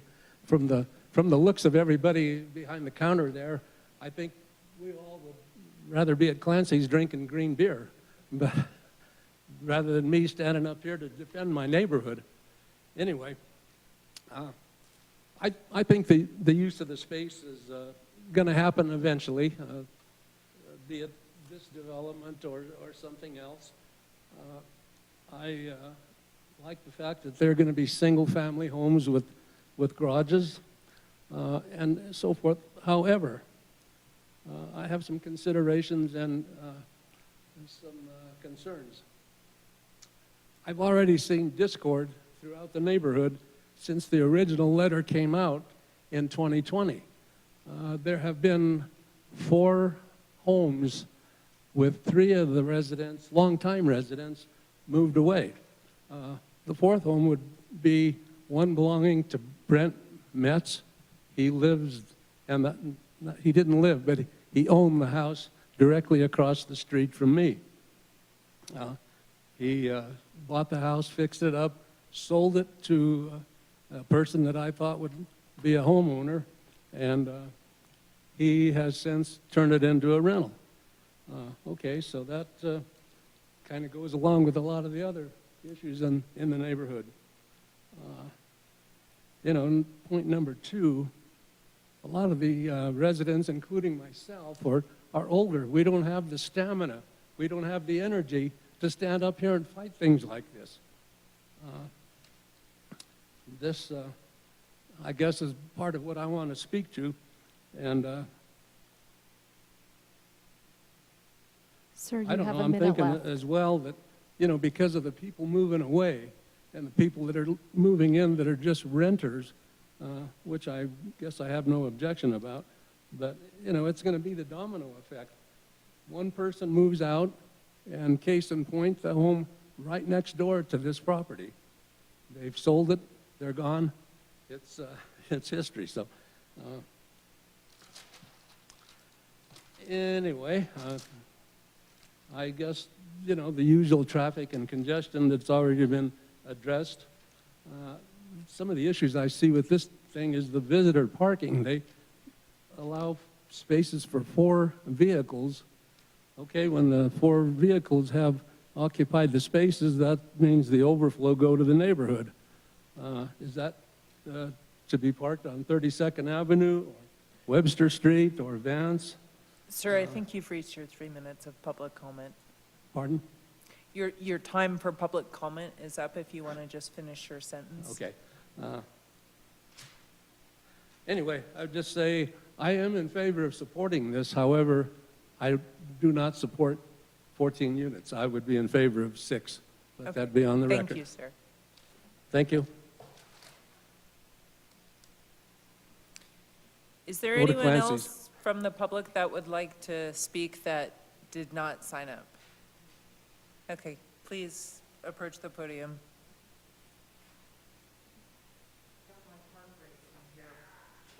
I was unable, my name is Jill Brunke, B-R-U-N-K-E, and I live at 3045 Vance Street. I was unable to I'm attend. sorry, what was your address? Can you slow down just a little? We'll get my heart to I know slow you're down. nervous. 3045 Vance. I was unable to attend the April 20th, 2020 meeting. I was moving 2 parents into assisted living at that time. So I'm here today, quite surprised on what I'm seeing up above. I do have some very, very concerns about it. And I'm going to be real quick here because of my time. The gentleman was saying it's going to be built for low income, low housing. That's the last thing we need in our neighborhood. We have people moving out due to the fact of the changes of Wheat Ridge. And by the matter of fact, I've been a resident all my life in Wheat Ridge since 1966, before I-70 was even built. So a lot of changes I've seen. We don't need low income. We've got people moving out of our neighborhood, and they are selling their homes for over $600, close to $700, some of them. We're going for $715,000, $766,000. If we're going to get lower income people coming in, I'm going to be moving. I'll get out. I'm concerned about the height of the buildings. They're not very appealing looking at all for the area. If they were built like the ones on 32nd, and I believe it's Yukon, where they're single-family homes, and there are fewer of them, that I could live with. But those there are just, they look like low-income housing. Again, with the parking for relatives or friends that are coming over, we're already getting the overflow from the farm off of 32nd, clogging up our streets. It seems like anymore developers are building in any open space they possibly can. They'll cram them in there. And sure, they're not right up against the street of 32nd like they are on 38th, but that's all industrial. That's businesses there. This is a residential area. We need residential-looking homes. Fire. Again, if they have relatives, friends, visitors parking in there up against their garages and a fire breaks out, how are they going to get in and out of that place? And again, with the snow removal. We have neighbors that are removing the snow on our streets, and we're finding little areas to put it in. Where's that snow going to go? And are the residents going to plow that? I doubt it very much. Okay, just a reminder, your timer is almost up. Okay. And the height of the buildings. You know, if they can keep them down in a residential height, so it doesn't become such an overbearing looking building. Even the businesses there on 32nd and Wadsworth right there are lower. And again, it's not all about money. Okay, thank you so much for your comment. Is there anyone else in the audience today, physically here today, that would like to speak? And I know we may still have some people on the Zoom meeting as well. Please state your name, spell your last name, and your address for us, please. And you'll have 3 minutes to speak. Sandra Tolve, T-O-L-V-E, 3190 Vance, corner of 32nd and Vance. This really is kind of a shock for me. I've been here 20 years in Wheat Ridge and loved every minute of it. Those units will block my view west. Even though it is Wadsworth and there's businesses there, we still have had trees and a lot to enjoy. The traffic on 32nd has really up in 20 years, almost highway speed sometimes, which is not good for people coming and going out of there. They have a hard time when they leave the little the corner businesses, when they come out on 32nd, they have a hard time getting out of there safely. I watch the bicyclists up and down, many every day. Doesn't make any difference what the weather is, they're there. And the parking is the other. Jill said that we get the parking from the farm, the overflow, they park on our street. We have nowhere for our guests or anyone to park. Those people, if they have friends over, they're going to have cars, and it's going to be overflowing and overflow. And I am against low-cost housing in our neighborhood. If they bring buildings down, if they're too high, that's like 3 stories, it's too high for our neighborhood. And I'm against it. Sorry. Thank you.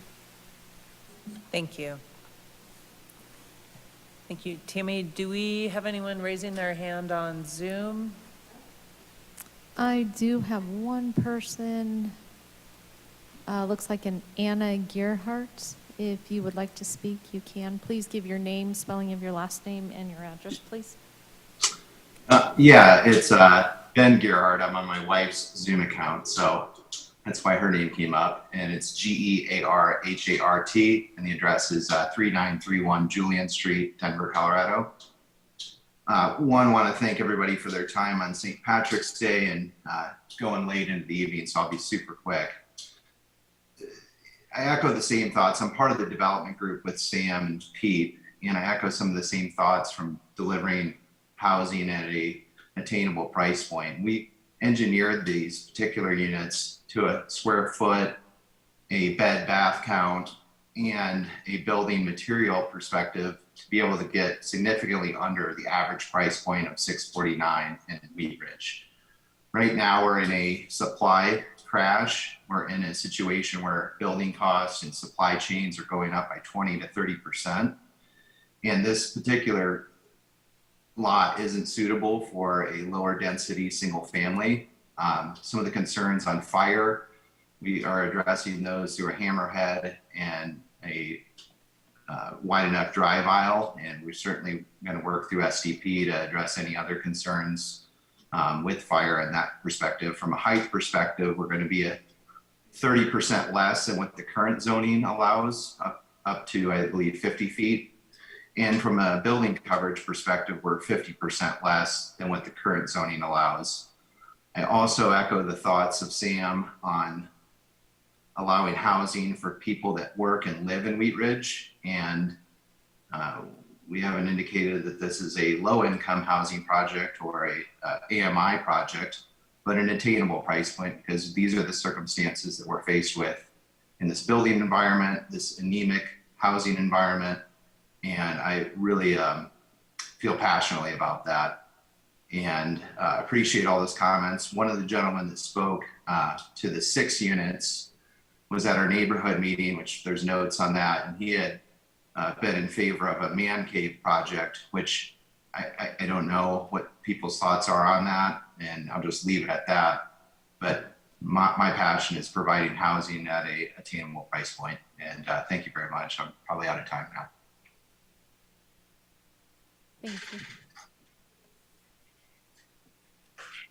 Okay, thank you. And that was the only public comment we had on Zoom? Or Yes, public? is there, if anybody else is willing to speak on Zoom, please raise your hand. Click raise your hand. There is nobody else. Okay, and one more call to people present here. Would anyone else like to speak before I close the citizens forum? Okay, great. Well, with that, I'll go ahead and close the citizens forum. Before we entertain a motion, would any of the commissioners like to ask another question or make a comment? Thank you. One quick question for the applicant. Is the property under contract contingent on zoning changes, or do you own the property now? So it is contingent. Okay. Any other questions or comments from the commissioners?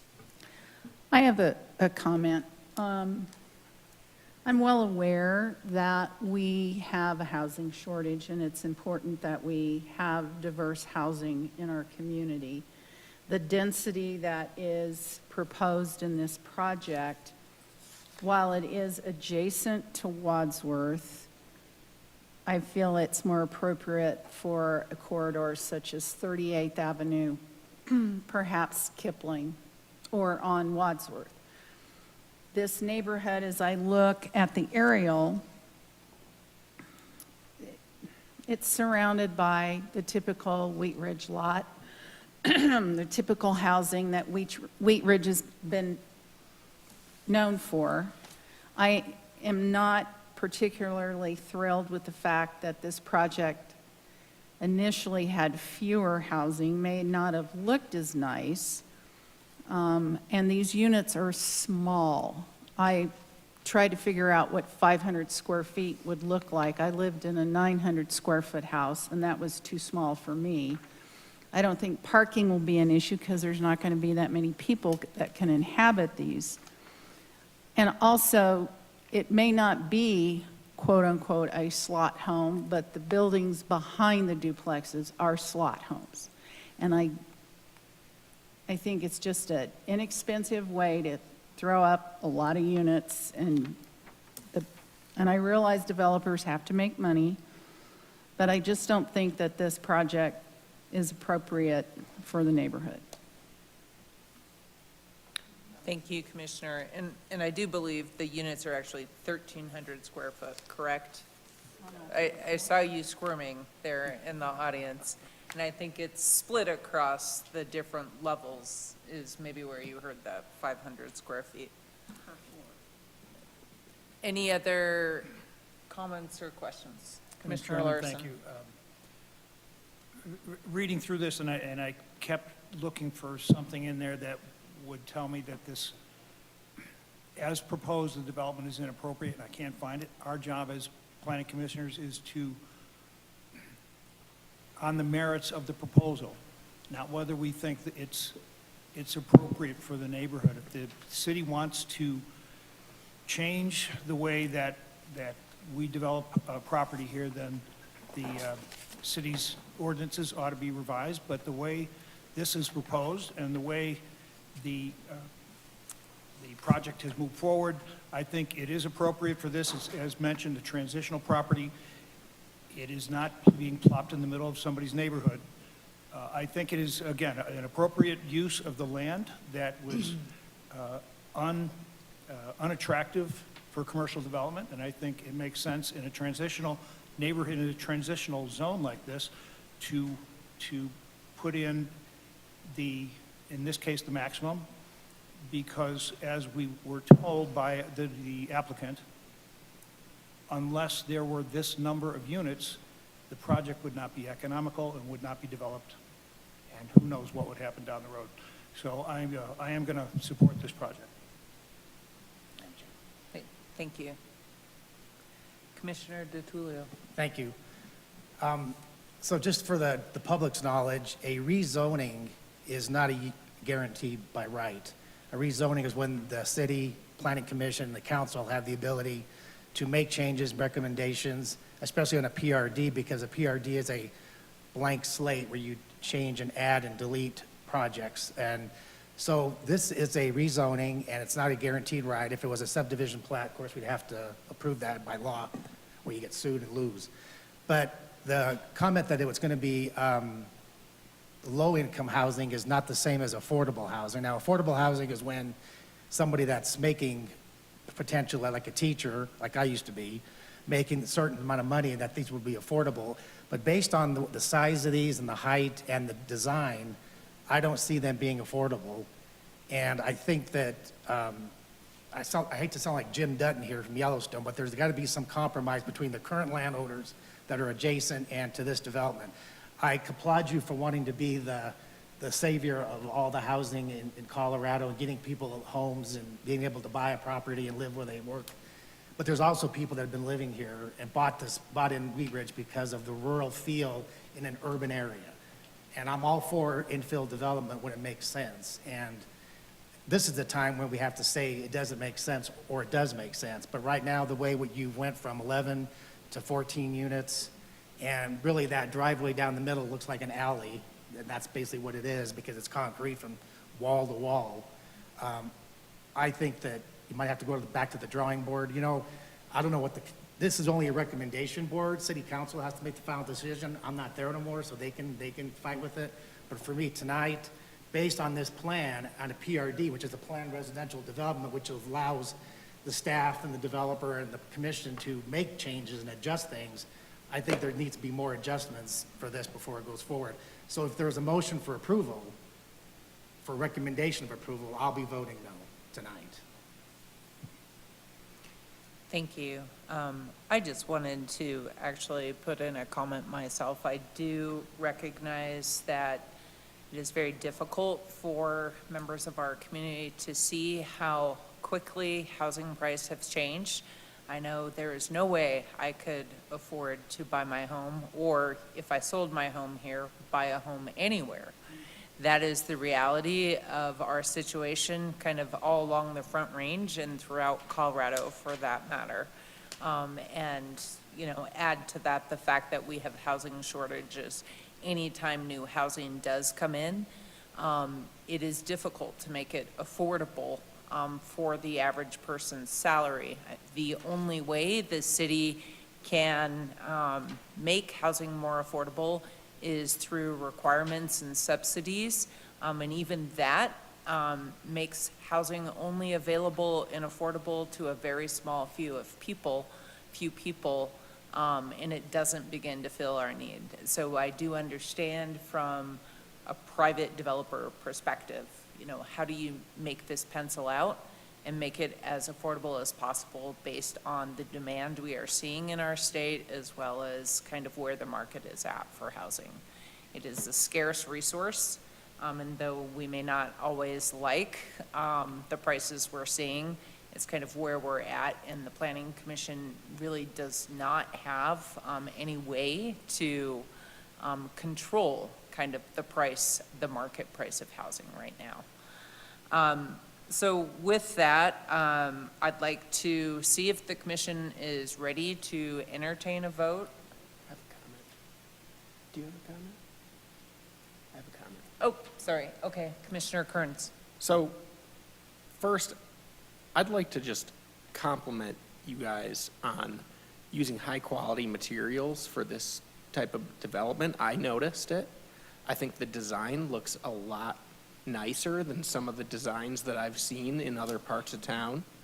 So, to me, I'm not offended by this at all. I know some of the traditionalists are aghast by something like this, but this is a product that's a response to market conditions.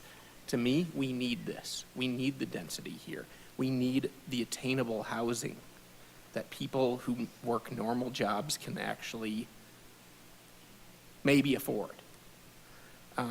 So thank you I love the brick. I think this is, I've seen materials used on products like this that is really bad. So I think you guys have taken an extra step to use nice materials to put in a nice design, very light and airy.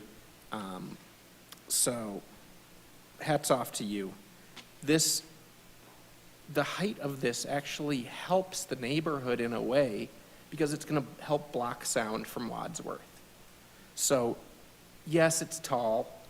I feel a little bit bad for some of the neighboring lots to the east having rooftop patios and rooftop decking overlooking some of the backyards, but you can use screening, and this attainable housing provides a diversity of housing choice in Wheat Ridge, which is what we are here to promote.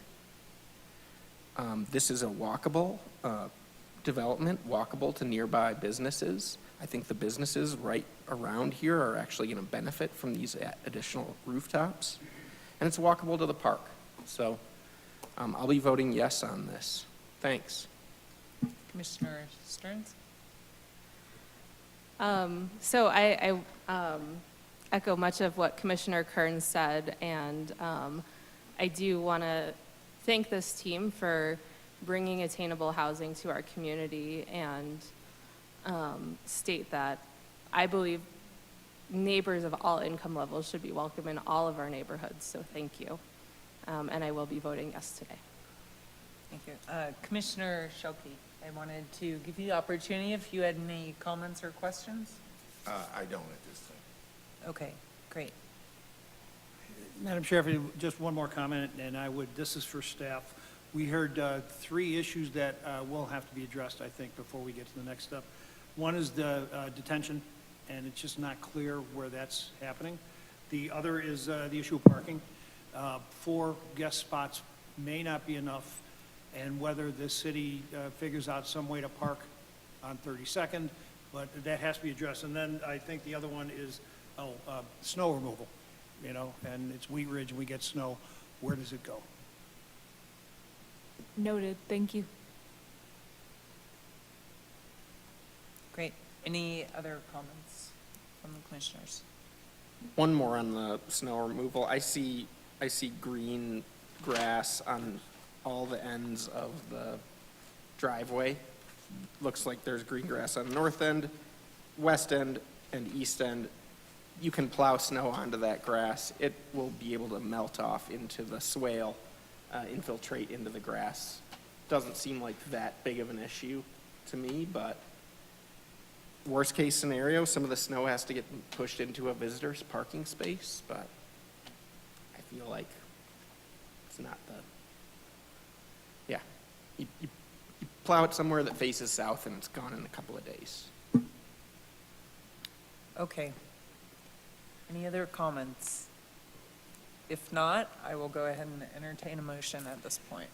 Madam Chair, I move to recommend approval of case number WZ-20-06, a request for approval of a zone change from restricted commercial, RC, to planned residential development, PRD, with approval of an outline development plan for property located at 7585 West 32nd Avenue for the following reasons.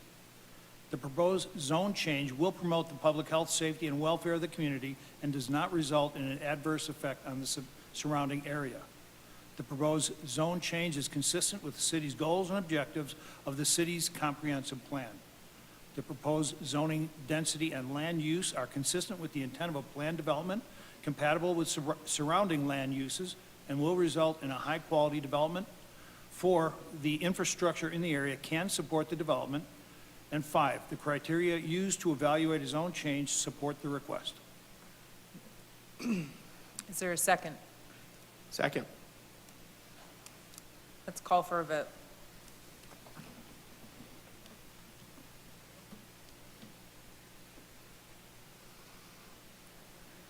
Motion carries 5-2. Okay, great. I will now close the public hearing. If I could just make one follow-up comment, this does proceed to City Council for hearing, and that is scheduled for April 25th, Monday, April 25th. April 25th. Thanks. Okay. Great. Thank you.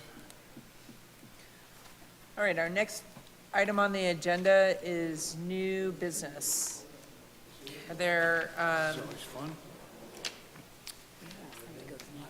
looks like yeah. our first item is upcoming dates. Yes, upcoming dates. So we will plan to have both Planning Commission meetings in April on the 7th and the 21st. We know we'll have cases for both. And then a couple of other updates for you, this time more business related than development related. The plat that you saw tonight, one of the westernmost parcel right at the hard corner at Harlan, Huckleberry Roasters has been working with us to modify that building. They're in building permit now, but that's an exciting addition to the corridor. Yak and Yeti recently opened on Kipling. You may have seen that between the rec center and the creek. They were hoping to open like a year ago, but they had staffing challenges, as many people have. So I know they're excited to be open. And then you probably noticed that Mestizo Brewing is sort of back under construction. That's at Pierce on 38th. It was a bright green, Kelly Green building, now yellow. So that's a brew pub with Mexican food. So moving forward, which is exciting. Upcoming study sessions, we are very busy in our division, so I just wanted to share for you and the benefit of the listening public. We have 5 upcoming study sessions out of our division on April 18th. We are giving an update to council on Let's Talk, the most recent blitz, as well as a discussion of accessory dwelling units.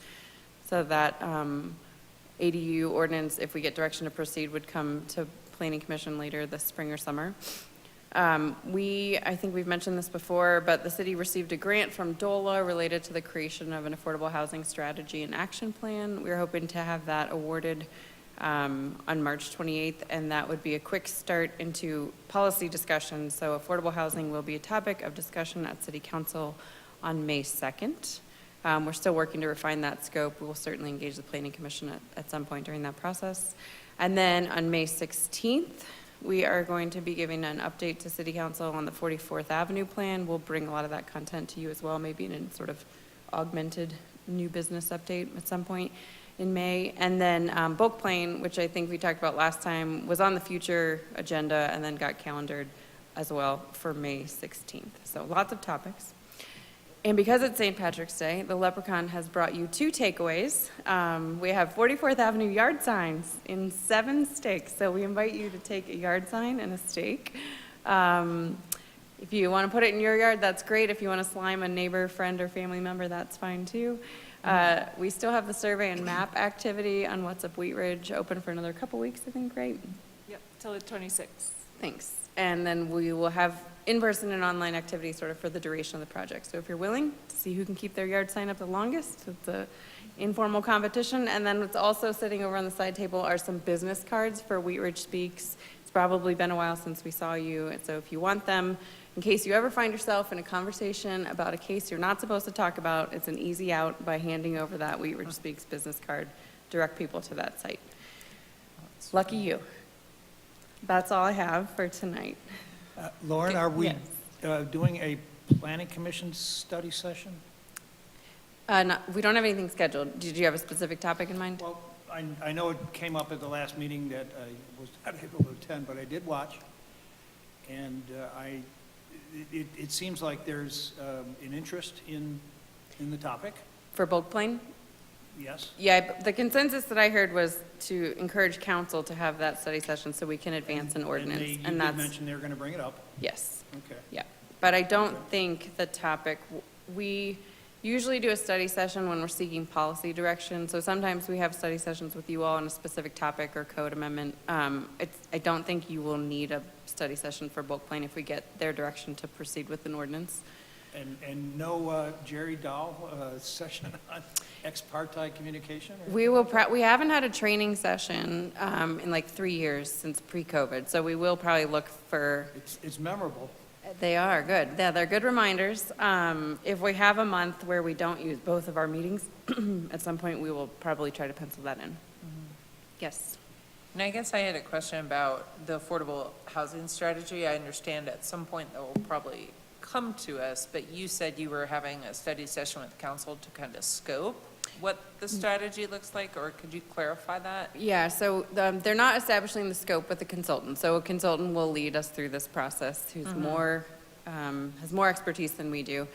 You know, a lot of the grant requirements mean that this is sort of a technical document. So it's a lot of data analysis. What are our existing housing stock? What are our needs? What is that gap? There's a enumerated list of affordable housing tools that you're required to assess through this state program. So that will all be happening. And then, yes, the consultant will meet with council, who sort of directed us to do this, to understand what their policy direction is.